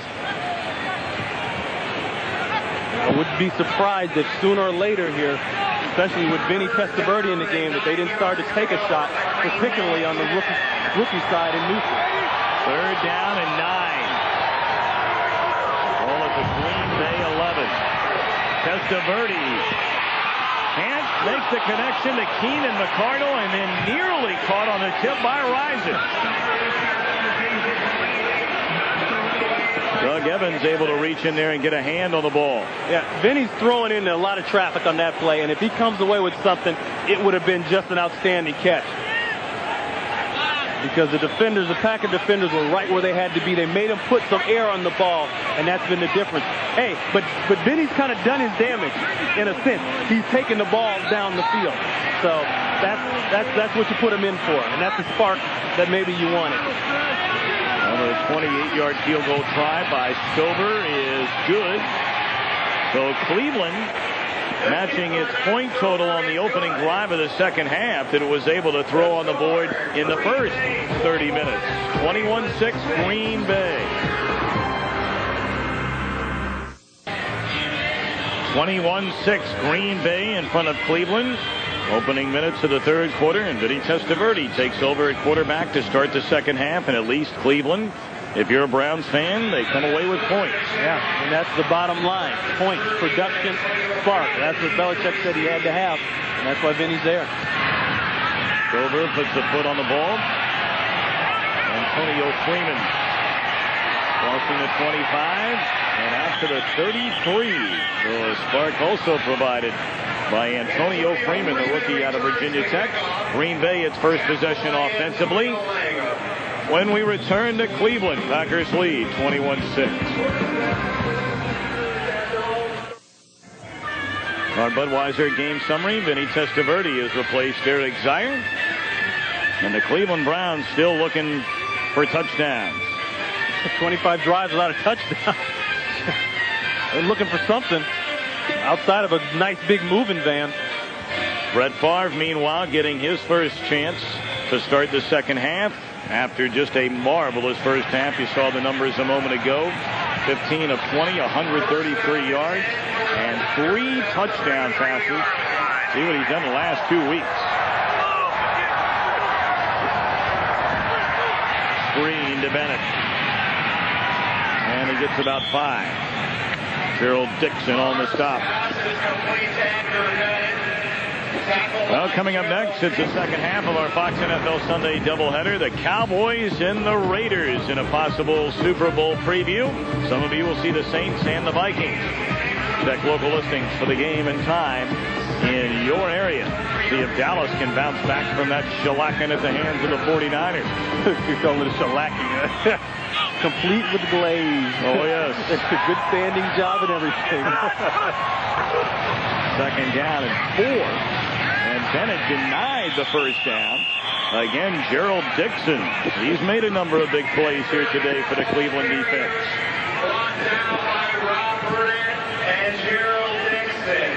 Pepper and Henderson mixing it up a little bit. You don't want to mess with Pepper. Anybody that puts Pepper on their cereal when they were the kids, you don't want to mess with them. They'll hurt you.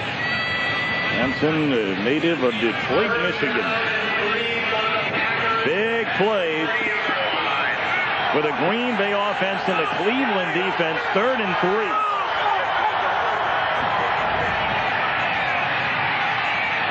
Throws to a wide open receiver, Edgar Bennett. Crosses the 35, down at the 34. Adams, the rookie, on the tackle, a 26-yard gain. That's just a complete breakdown defensively. Everybody's covered around the field, and they completely forgot about Edgar Bennett. He is right there. Now, I want you to watch the white shirts. They don't even think about it. And that's the advantage of being able to spread the football out and getting a lot of guys out into the field. 4 guys, 5 guys out in the route. You got to have discipline if you're going to cover that kind of stuff. Ball at the Cleveland 34 on a first down carry. It goes to Bennett. And he runs into Anthony Pleasant, 6-year pro out of Tennessee State. And talking to Anthony Pleasant yesterday, he wasn't too pleasant about the fact that he said, hey, I just bought a house here, got a baby. You know, and there's no guarantees on our job stability next year in Baltimore. And he's absolutely right. You know, if things can change as fast as they changed around here in a year, they can change even faster in a new environment. And I think a lot of these guys in this team are not only trying to play football, they're worried about whether or not they're going to have jobs next year. Favre looks off one way, comes back the other to his tight end, Shamira. And he's inside the 20 to the 19. Another Green Bay first down. Moore on the stop. Shamira quietly having a terrific season. Mark Shamura, he's going to come right down inside there. There he is. He fakes the block, and that's how he got the touchdown. He faked the block and then released. The defense sees him block, and then he waits a count and then goes out for the pass. Shamura on pace for a 56 reception season, which would be a Green Bay Packer record.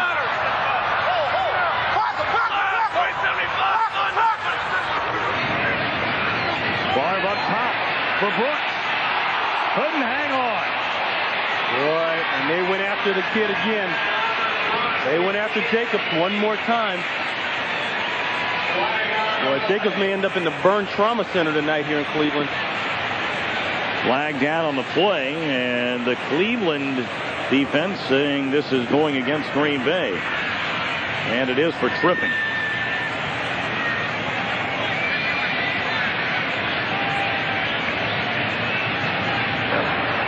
forcing number 72 on the offense. That's a 10-yard penalty. Repeat first down. That's Earl Dotson.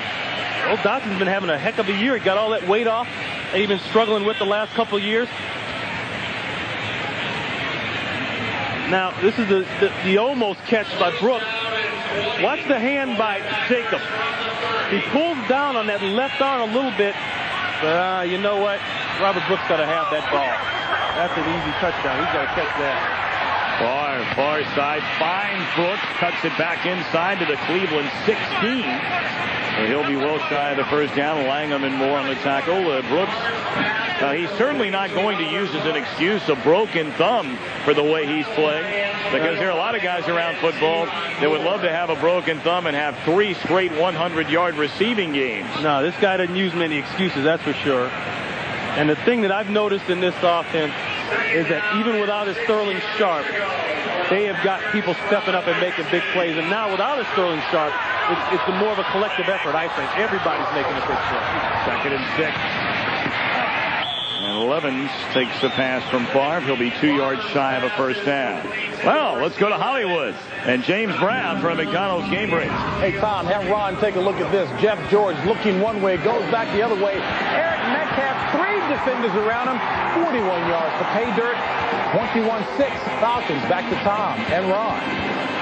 Those boys may not sleep well tonight in that secondary. You know, I think you brought it up, Ronnie. We saw that Atlanta team, despite a loss, gain a lot of confidence in itself last week. One pass. Jeff George doesn't make a bad throw. They score and basically win the game up there. 3rd and 2. Denied the first down by the Cleveland defense. Anthony Pleasant able to get in there and make the stop. So let's see what Mike Holmgren will elect to do on what will be 4th and less than a yard, maybe right at a yard. They worked on that right side of the line. They got the bulk with Galbraith over there and Dotson. But Pepper Johnson makes the play. He gets the initial hit inside. Nobody blocked him. And you can't let a guy, and that's why he leads the team in tackles, come down and make that kind of play on you. He was unaccounted for in the scheme. And they're complaining about the spot. Peppers doesn't like that spot. He might have a pretty good right. Doesn't appear as though Bennett made the first down. And he didn't. Well short.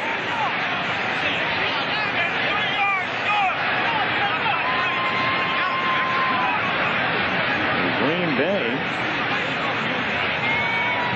will send out Chris Jackie for a field goal try. Packers looking to add to a 21-6 lead with 3:02 to play here in the 3rd. Will Holder Hendrick spot the ball at the 18, so it'll be a 28-yard field goal try.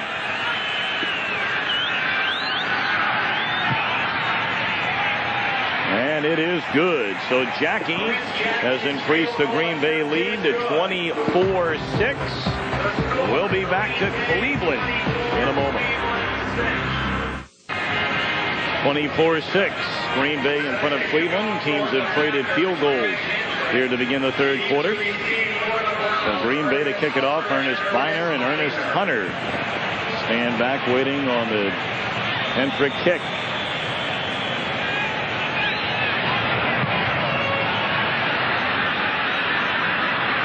Falls down at his own 5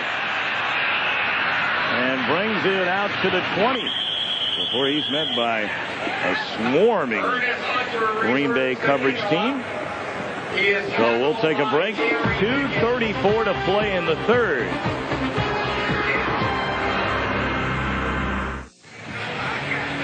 Tom Brenneman, Ron Pitts, Pam Oliver, our entire Fox crew back at Cleveland Municipal Stadium, Cleveland, Ohio, along the banks of Lake Erie, where this time next year there will no longer be NFL football. At least not the Browns. They're on their way to Baltimore.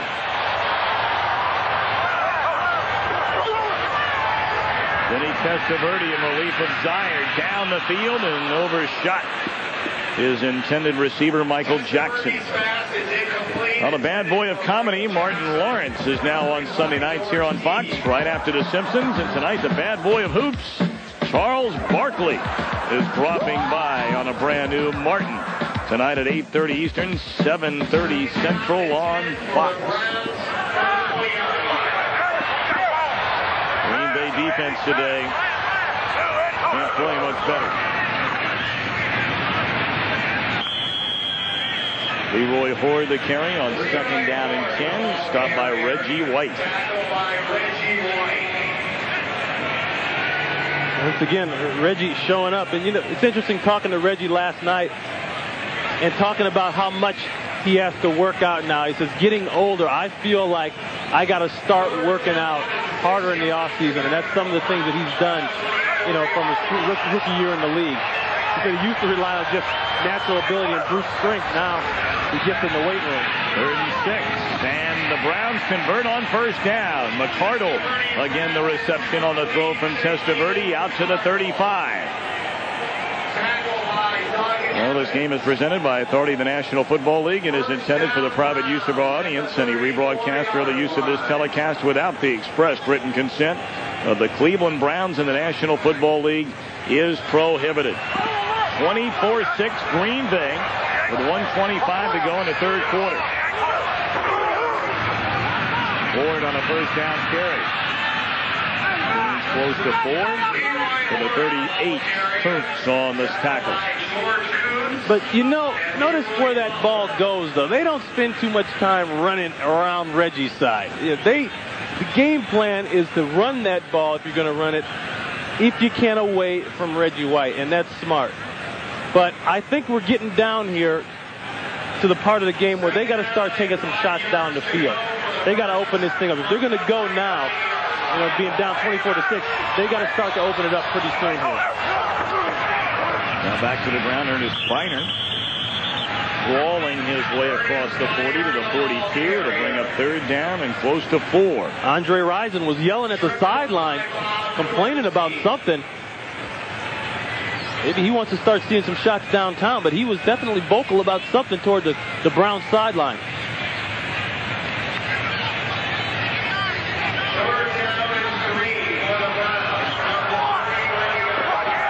Third and 3. Pump fake. Testaverde finds an open receiver. The tight end Frank Hartley, who stays on his feet and gets to the Green Bay 37. So that'll be the final play of the 3rd quarter. Testaverde has the Browns moving, but Green Bay's in front 24-6. You're watching the NFL on Fox. Tom Brenneman, Ron Pitts, our entire Fox crew back in Cleveland, where not only today the Browns are trailing 24-6 to Green Bay, but this whole season's been mighty tough. Yeah, from A to Z, and it started off one way, and then it kind of, you know, took a complete change. You start off right there. Some folks pick these guys to go to the Super Bowl. You know, and then they hit the full stride with the win over Kansas City. And I think it started somewhere around the Buffalo game, even though the move hadn't been announced. I think it was talked about. And now the Browns in danger of losing their 5th of the last 6 that they have played after that 3-1 start. Well, right now, Cleveland, they're just trying to use the run to bait Green Bay up a little bit from the secondary and now go back to the pass. You saw the pass to Hartley, the tight end, 2 plays ago. Because they know they can't come out and just start firing. I mean, that's just too blatant. 2nd down and 10 for Cleveland at the Green Bay 37. And the give is to Horde, who lost his footing, but he gets inside the 35 to the 33. For a McDonald's game break, let's go to Hollywood and JB. Now, Barry Sanders hadn't scored a rushing touchdown in 16 consecutive road games. He ends it here. This is his 2nd rushing touchdown of the afternoon, putting Detroit up by 7. It's all tied now. Don't forget, Lions and Vikings, Thanksgiving Day. Pre-game show, 12 noon Eastern. Back to Tom and Ron. Well, another dogfight in that NFC Central Division. All the Packer fans certainly keeping an eye on the Bears score today. 3rd and 6. Testaverde, good protection. Wide open is McCardle, and he can't hang on at the last second. Evans came in to break it up. That's why when scouts go out and look for players, the one thing they want to see is a guy that's got catch-up speed. And Doug Evans got catch-up speed on that play. Now, they're working in the slot right here. That's where they are. Now, McCardle, he's going to have him beat for a split second. Right about in there on that move. And actually, they had a double on him. And thank goodness Evans uses his speed to come back and make the play. Because he had a safety in there, and they lost his help. And nobody ever sees that you lost your help. They just see you getting beat. That's a great play. They're going to go on a 4th down and 6, trailing 24-6. Testaverde, an open receiver, Michael Jackson to the 10. And touchdown at the 9 by T. Boy, and once again, Testaverde doing what he was brought in to do. Somehow, some way, move the team down the field. Michael Jackson's going to come down and end up in this area right here. And it's just a great throw. He's got plenty of room, but watch the throw, watch the catch. Somehow, some way, Vinny is making the team go. And the most important thing is the guys on the sidelines see that the team is going. And everybody's going to start playing a little bit harder. 24-yard gain, 1st and goal at the Green Bay 9. Bynum. And there's Reggie White just slowing down. A gain of maybe a yard. So what did I just say? You don't need to mess around too many times running the ball toward Reggie White. Because one way or another, sooner or later, he's going to do something to hurt you. And so all they did was really just waste a play on that one right there.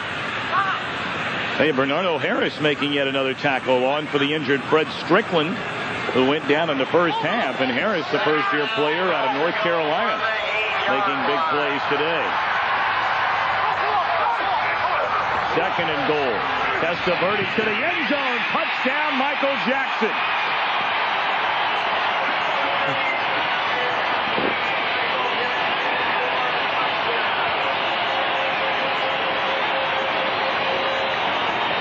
We talked about the timing, what Zaire didn't have. We saw it on the play against Rison. With Rison, well, the difference now was that Vinny Testaverde knew exactly when and where he had to fit that ball in there, and that's what he did. Right here, Michael Jackson's going to run down, and that ball's going to go right in there. He's got to throw it now, because you see the safety T coming over. If he waits a step too soon, it's going to get knocked down or maybe even intercepted. Stover on for the extra point.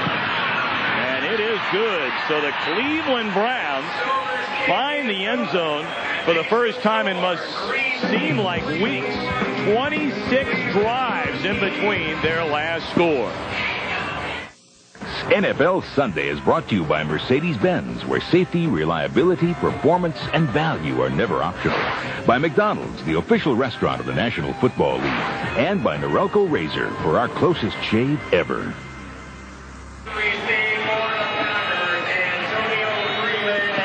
Arena, the new home of the Cleveland Cavaliers. 24-13, Green Bay leading, 12:09 to play. Packers will get the football. Only one possession here in the second half. And able to get a field goal out of it. Very short kick. Freeman from his own 17. Oh, it's got to be a clip. And it is a clip. Wide open field for Freeman. Only the kicker, Stover, to beat. Stover's got to stay alive. That's what he did. And then what a lick delivered at the end of that play by Tim Jacobs. But more than likely, as Ron Pitts just mentioned, this one's coming all the way back. Yep, it is against Green Bay. You know, I always wonder how a guy can hit another guy right in the back like that when you know you're not supposed to do that. You learn that in Pee Wee football. Don't hit anybody in the back. But yet, guys making millions of dollars in their 30s, late 20s, hit guys in the back. Illegal block in the back. Number 51 on the return team, on the run back. That's a 10-yard penalty. First down. Ryan Williams, the backup linebacker. Yeah, I want you to look right around in here. Right there. There it was. That's on number 30, 37. Benny Thompson got hit by Brian Williams.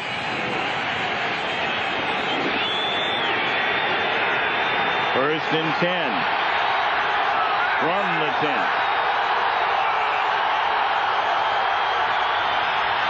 Barr throws. Edgar Bennett crossing the 15. And he's stopped at the 17 by Stephon Moore. Let's go back to the touchdown of Cleveland a moment ago. If you're a youngster and you want to know how to throw off the 3-step drop, here it is. The key is timing. 1, 2, 3, bam. It's got to come out of there. It's Vinny Testaverde, and we got drama in the sidelines.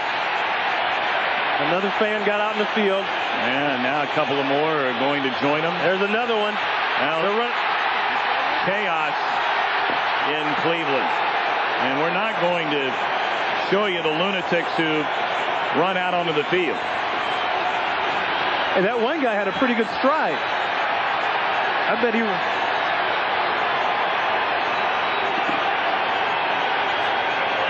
Well, Vinny Testaverde laughing about some of the goings-on. Mike Holmgren just trying to keep his team into the game. Mike Holmgren doesn't want his club to get caught up in all of this in Cleveland. Right. Good point, Tom Brenneman. That was the drama and the problem coming into this game. Is that, and they all asked us yesterday at the meeting, well, what's the mood like around here? Is the media down on everybody? And Mike said, hey, we got to not listen to that stuff. We're here to do one thing and get a win. Let's not get caught up in another team's problems right now. And it's interesting. You talk about how the fans have kind of, abandoned the team and the resentment toward the owner, Art Modell, and all that. But yet, you let the Browns stay in this game, get back in this game, I guarantee you the people here will come alive like they are now. 2nd and 3.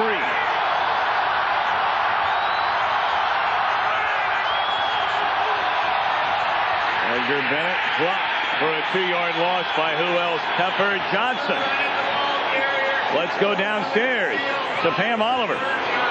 Well, guys, stories of the fans not showing up to support the Cleveland Browns have been greatly exaggerated. 73,000 tickets were sold for this game. Only 17,000 under the circumstances, that's a small amount, did not show up. We also know that about 50,000 people had been forecast to not show up, but that hasn't been the case. And wow, the Browns are giving them something to cheer about. Back up to you. That's a great point. She's absolutely right. And like we hear it right now, all of a sudden, there's people in the stands cheering. 3rd and 5. Almost intercepted. That would have brought the Cleveland faithful to their feet. Antonio Langham nearly giving them something to cheer about on the coverage of Mark Ingram. And one thing that can never be denied through all of the turmoil in Cleveland, this is one of the great football cities in America with maybe the best fans in America. Yeah, and the thing about this play, the thumbs of Antonio Langham. The guy basically has no thumb. He's trying to catch the ball with 4 fingers because he dislocated those thumbs a couple weeks ago. First punt, and what a punt by Hendrick. Great punt. All the way back to the 40, but Cleveland will get great field position. Derek Alexander nowhere to run. Ball may have come loose, but apparently he was already ruled down. A 44-yard kick. And Vinny Testaverde and the Browns take over offensively, trailing 24-13. Plenty of time for the Browns. They look dead in the water at halftime, but certainly the spark Bill Belichick has talked about. Vinny Testaverde's come into the game. Cleveland 10 points here in the second half. See the numbers on Testaverde. First down. Reception to Michael Jackson into Green Bay territory to the 44. And a Cleveland first down.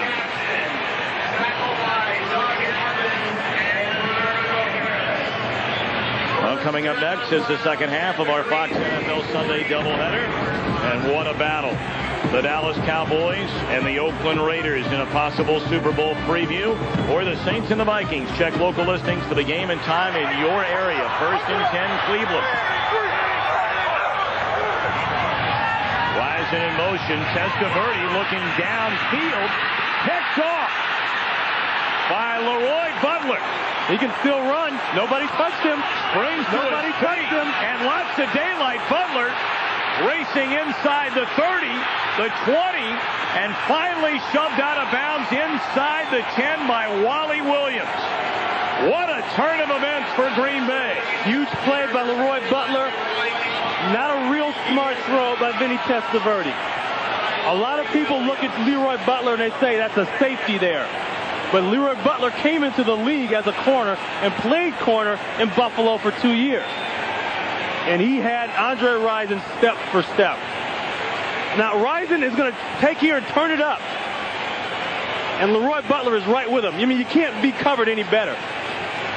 But he didn't go out of bounds.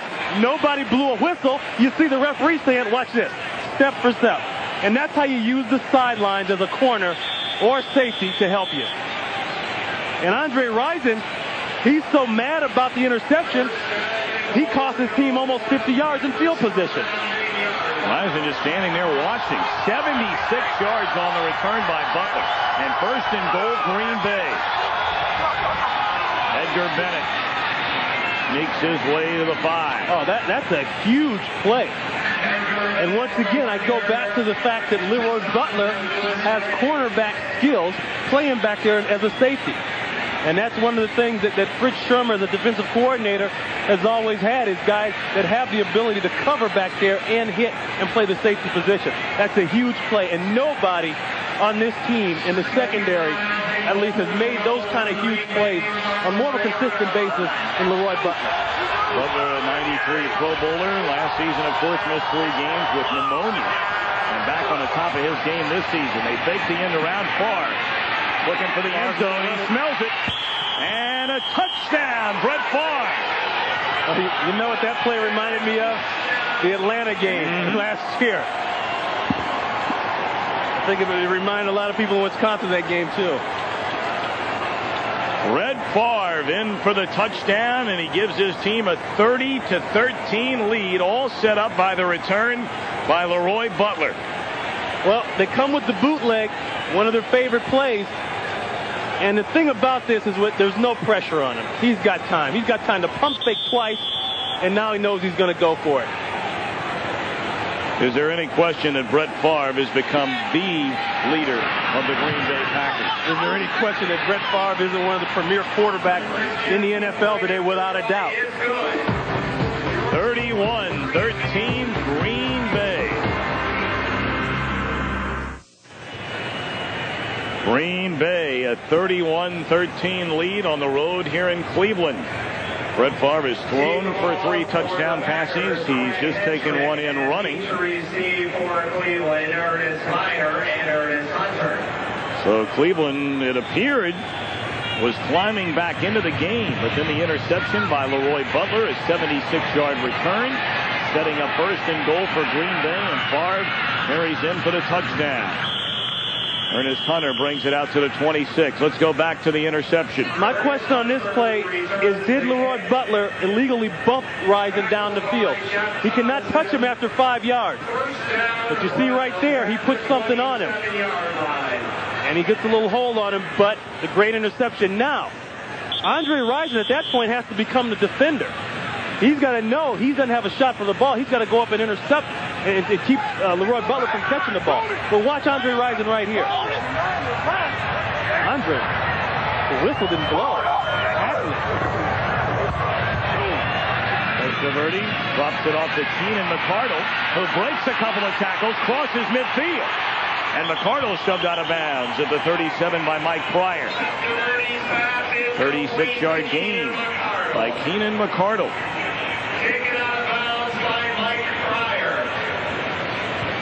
Keenan McCardle working on the drag route underneath shallow. They're working on the linebackers, and they got Doug Edmonds that time. It's funny how they will call face masking on the defense when you put your hand on their mask, but yet the offense can stiff arm in your face. Good protection. Testaverde has Jackson, and it's a touchdown, Cleveland.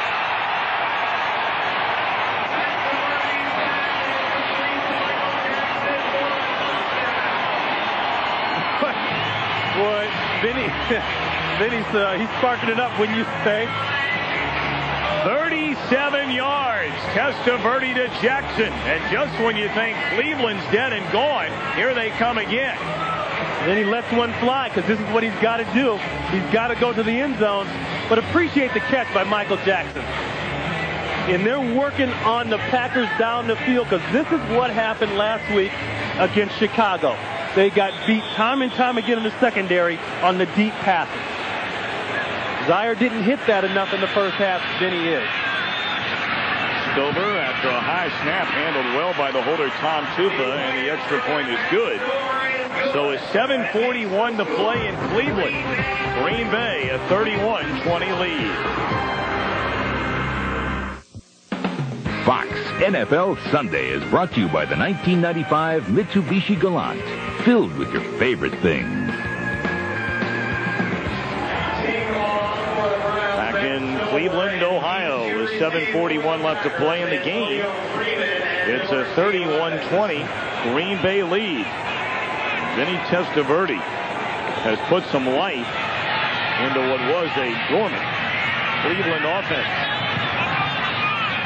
My only question is, what happens if he's in the first half?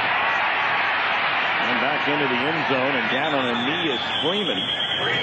So they'll bring it out to the 20. Yeah, that's the $1 million question right now in Cleveland.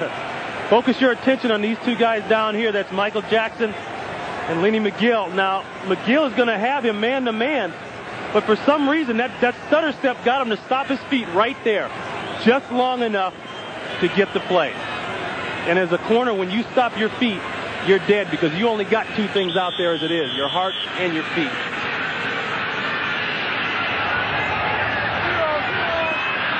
Mike Holmgren's team looking to, at the minimum, stay in the first place tie with Chicago in the NFC Central. Chicago and Detroit tied at 17 at last check. Dorsey Levens, a 2-yard gain out to the 22. Clock ticking at 7:25. Think you're tough enough to play with Young, Marino, or Elway? And tune in to Fox this week for your chance to become a backup quarterback to an NFL star. Visa's NFL Quarterback Club Week on Fox begins this Wednesday. Brought to you by Visa, the official card of the NFL. Funny we should talk about that issue right now. Backup quarterbacks. Certainly. It'll be talked about a lot on the talk shows in Cleveland after the game today. Oh, no. Sends it out to Bennett. Read beautifully by Gerald Dixon. Boy, Brett, I don't know if he saw Gerald Dixon on the beat that time. He had Edgar Bennett all the way. Boy, and if you're Bill Belichick, are you kicking yourself a little bit and wondering what happened if you kept, or if you had Vinny Testaverde in the game the first half, or if you had him on the field starting the last 3 weeks? And you got to be wondering. Well, the team was 3-4 with Testaverde. They dropped 2 of their last 3 under Zaire. And you see the numbers. Look at the second half. I would say they got a spark in the second half. 3rd and 11. Favre across the middle. But short of the first down. Ingram makes the reception, but a great tackle in the open field by safety Stevan Moore. Stevan Moore, they're trying to get everybody off the field. Stevan Moore knew exactly where the first down marker was. And that's a situation where, hey, big deal if they catch the pass on you. Make sure you tackle the guy before he passes the marker. Good field awareness, good instinct. 5:35 to play. 31-20, Green Bay leading. Keenan McCardle stands at his own 25, awaiting the kick. Boy, he's punted well all day long. Number 25, it's McCardle. He slams down at the 32 after a 46-yard punt. And there's the name, Bernardo Harris again. He is taken down by Bernardo Harris. It's just scary to me, you know, when you make those kind of changes. It's hard enough these days to get a top-flight quarterback. And Vinny Testaverde may not have the greatest numbers in the world throughout his career, but he's playing better in the last couple years than he's ever played. So to make that kind of change, you know, you really got to wonder, you really got to be sure of yourself when you do it. Even his teammates told us Testaverde, who's been maligned for lack of leadership, was becoming more of a leader. On the outside, Andre Wyatt Rison stays in bounds. Clock continues to run out to the 37. Greg Newsome, the rookie out of Arizona State, the Packers' #1 pick, made the tackle. Right, he's got to go into his hurry-up a little bit here. You know, just under 5 minutes, clock running. They don't have a whole lot of time. Testaverde, open receiver. McCardle who makes the catch down to the 33. Keenan McCardle is injured. He has been Testaverde's go-to guy here in the second half. Boy, that is one incredible catch. That ball came out of there high. And McCardle went up and snapped it. Boy, he is in a lot of pain. Keenan McCardle right here in the slot. He's going to work right up the seam. And watch the safeties. They don't get a good break. But once again, I go back to the timing of the throw. Vinny Testaverde, a seasoned veteran. He's going to put that ball right where he's got to put it at the exact time.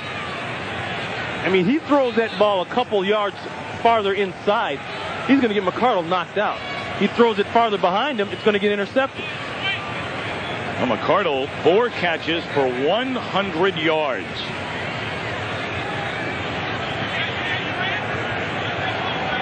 And you called it, Ronnie. He is in a lot of pain.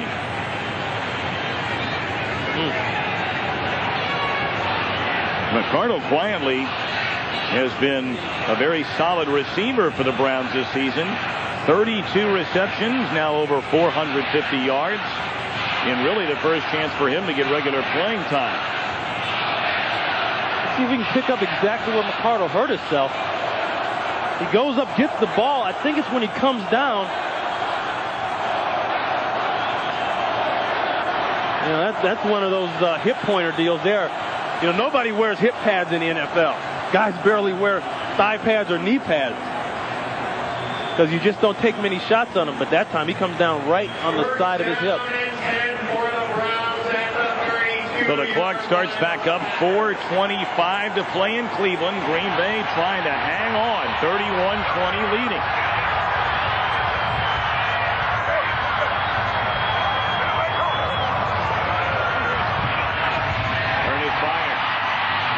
Inside the 24.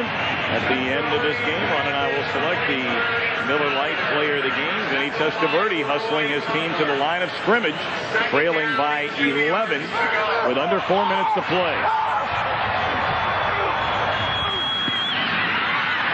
Catch made by Rison, but again, Newsome keeps him in bounds on the tackle. You know, and I hope I don't speak too soon here, but you know, a guy who's been doing a heck of a job today, Orlando Brown, 77 on Reggie White. You know, Reggie's gotten there on that one flush-out sack, but for the most part, we haven't seen the big hump move or the club move that he put on Big Cat Williams last week. You know, we have not seen Reggie White in the backfield too much on passing situations, and that's been a big factor in these last couple drives, too. Cleveland using its first time out here in the second half. Big Orlando Brown, we told you earlier the fact that when his mother was pregnant in Washington, D.C., a Greek mythology teacher in junior high school level, she, before even Orlando Brown was born, gave him the nickname Zeus. Little did she know that he would be 6'7", 340 pounds. That's a big man. But they knew he would be able to leg press 960 pounds. Yeah. So that's a little foresight, I guess. Something only Zeus could have done. Testaverde has hit on 15 of 20. First and 10, throw to the end zone. He was looking for Rison, and again, Teague broke it up. Yeah, then he put too much air on that one. You're not going to get away with that one on George Teague. The safeties on this team make the plays. Butler, Teague. Watch Teague at the last minute. Now, that ball needs to be more out here. Because see, now Teague's got a chance to turn around and get a hand on it. And when I think of George Teague, I think of that play when he was at the University of Alabama in the Sugar Bowl. Oh, yeah. When he ran down the receiver and stripped the ball. Brown around running the ball. Ernest Biner, yeah, that was a 93 Sugar Bowl when he had the 2 interceptions, 1 touchdown. And a strip on Lamar Thomas running down the sideline. Wow, what a game. Testaverde. Again to Biner. Open field tackle, dropped at the 10. And Wayne Simmons, the man to corral Biner, who comes up limping. 3:15 to go. You can see the drama now is to get everybody lined up and going. 4th and a yard for Cleveland. Oh, I don't know if he made it. Boy. It appeared as though the snap came before the rest of the line moved, and Testaverde appears to come up short. He has come up short. Wayne Simmons and Matt LeBounty. See, now that's a case where they were in such a hurry to get things rolling. By all means, they need to with the time running down, but they also need to take time right there and line it up and do it right, because it's 4th down. It's a crucial play. And I think they were just in a little bit of a hurry and didn't take their time, and as a result, they got stuck. They weren't all on the same page. Testaverde's going to come to his left, but now watch the snap, and he goes before the linemen go. It's like they didn't know the snap count. They weren't ready for the play. Well, that's a time where you know, maybe you take time off the clock, you sacrifice to get the 1st down. Do it right. Edgar Bennett will stay in bounds and carry the ball out across the 15. And the Green Bay Packers, at the minimum, will stay tied atop the NFC Central Division with Chicago. Still 17 all late in that game at Soldier Field against Detroit. But thanks to the tiebreaker, which is the head-to-head competition, and Mike Holmgren's team beat Dave Wanstadt's Bears twice this season.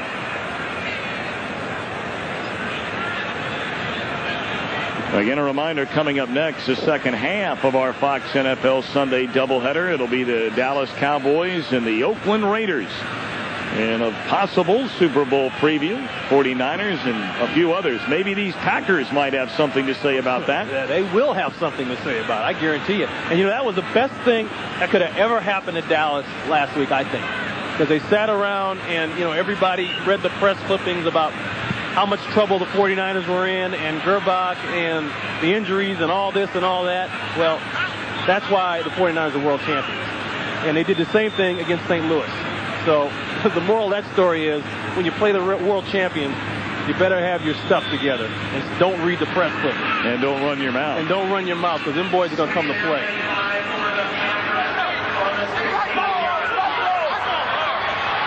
Second and 5 with 2:41 to play.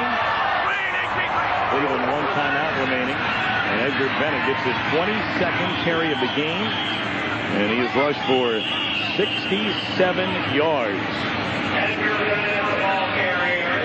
Boy, Bennett's got one heck of an off-season workout program. And he goes out to Arizona with a guy named Schrader. And the thing that they do is he puts them through this intense desert workout. He pushes cars, runs repeat sprints, and it's like a 6 in the morning to 6 at night workout for 2 weeks. And he went out there running a 4.640, came back running a 4.340. Well, we will see these Green Bay Packers next week as Cleveland spends its final timeout. Green Bay Packers will be at home to take on Tampa Bay, and at last check, the Buccaneers were leading in their game against Jacksonville, so that could be for first place in the Central Division. Cincinnati, and then back-to-back road games against Tampa, New Orleans, and then home against the Steelers the day before Christmas. That's the man right there who's been a great acquisition of this Green Bay Packers team.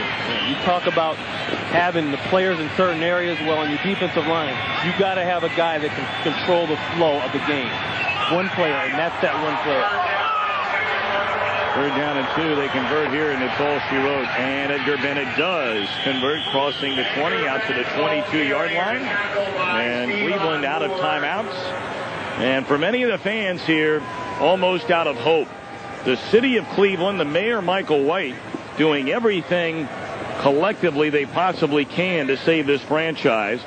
Although you speak to many here in town, the media, the fans, the prospects, Ronnie, don't look good. And I know it's a concern of many fans in just about every city around the NFL. Could it happen to your team? And the thing that the players are upset about, you know, they don't want the fans to think it's them because they want to stay.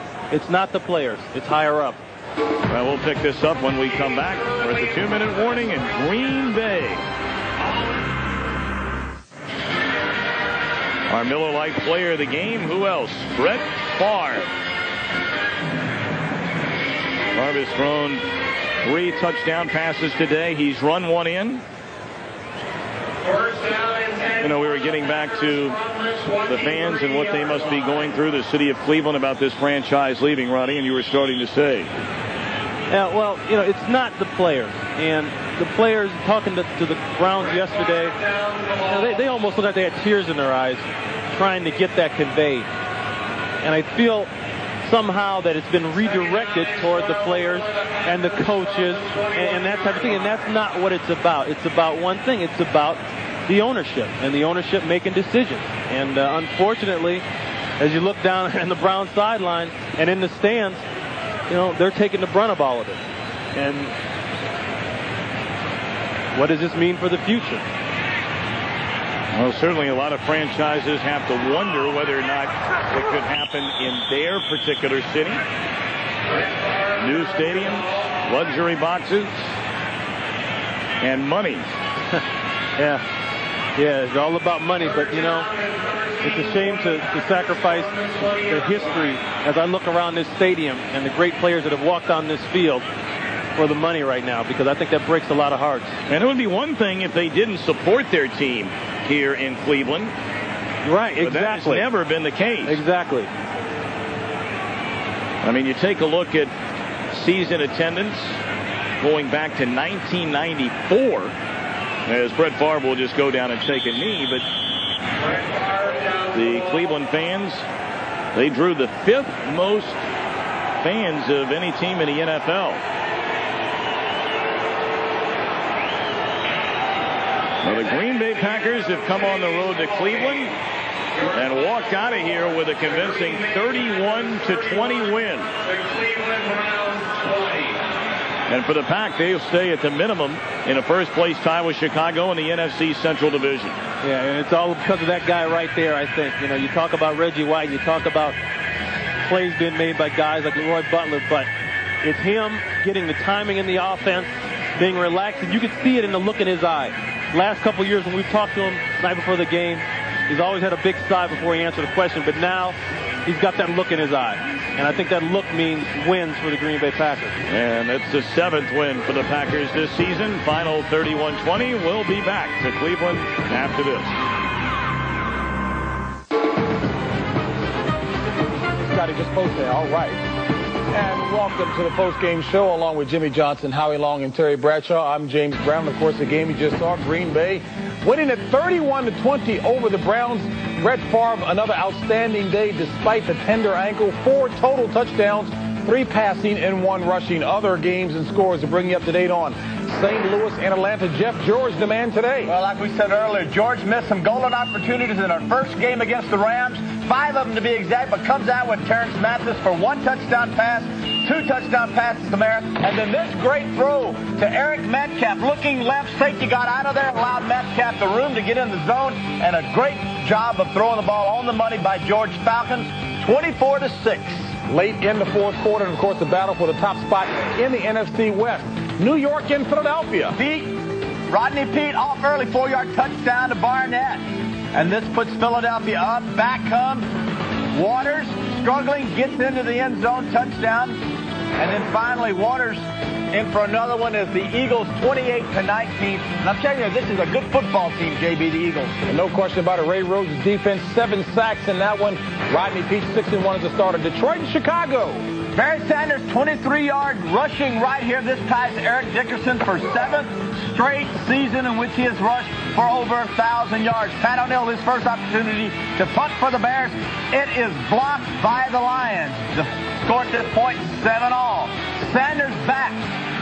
Second TD rushing on the day. This one for 29 yards, and I believe it's how many on the game? 16 games on the road before he finally does score. Now, Eric Kramer out 1 yard. Touchdown run. And then finally back. Touchdown. Mikowski to Moore.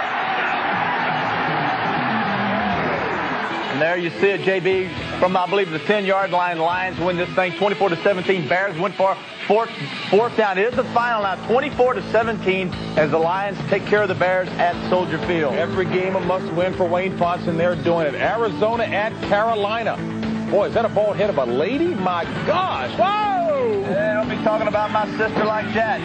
Attempted field goal to put the Carolina Panthers up by 17, but it's scooped up. Aeneas Williams, 69 yards on a blocked field goal return for a touchdown. This makes it 14-7. And then Anthony Johnson with his 24-yard touchdown run, and I'm talking about a great run as the Panthers, the Panthers, 27-7. They have now won 5 out of 6. Not bad for an expansion team. Not bad for any team. Extending their expansion record for the single season, new season indeed. Redskins losing to the Seahawks 27-13. Chris Warren, 125 yards. He has a field day against the Redskins every year. Tampa Bay Buccaneers nursing a 1-point lead late in the fourth against the Jaguars. And New England losing to the Indianapolis Colts 24-10. Marshall Faulk having himself a very strong day. He's got 98 yards thus far. And the Bengals were leading comfortably in the first half. Your Steelers come back 42-31 that late in the fourth. And boy, just late, my goodness, they're scratching their heads. Some of you will see coming up at the conclusion of this postgame show, Dallas at Oakland. Others will see New Orleans at Minnesota. As a matter of fact, let's give a little bit of a preview to that Dallas-Oakland contest coming up. Jimmy, you expect to see what in this game? Well, I expect to see a very physical ball game. You know, these teams know each other well. They practice against each other in training camp for 3 or 4 days. They play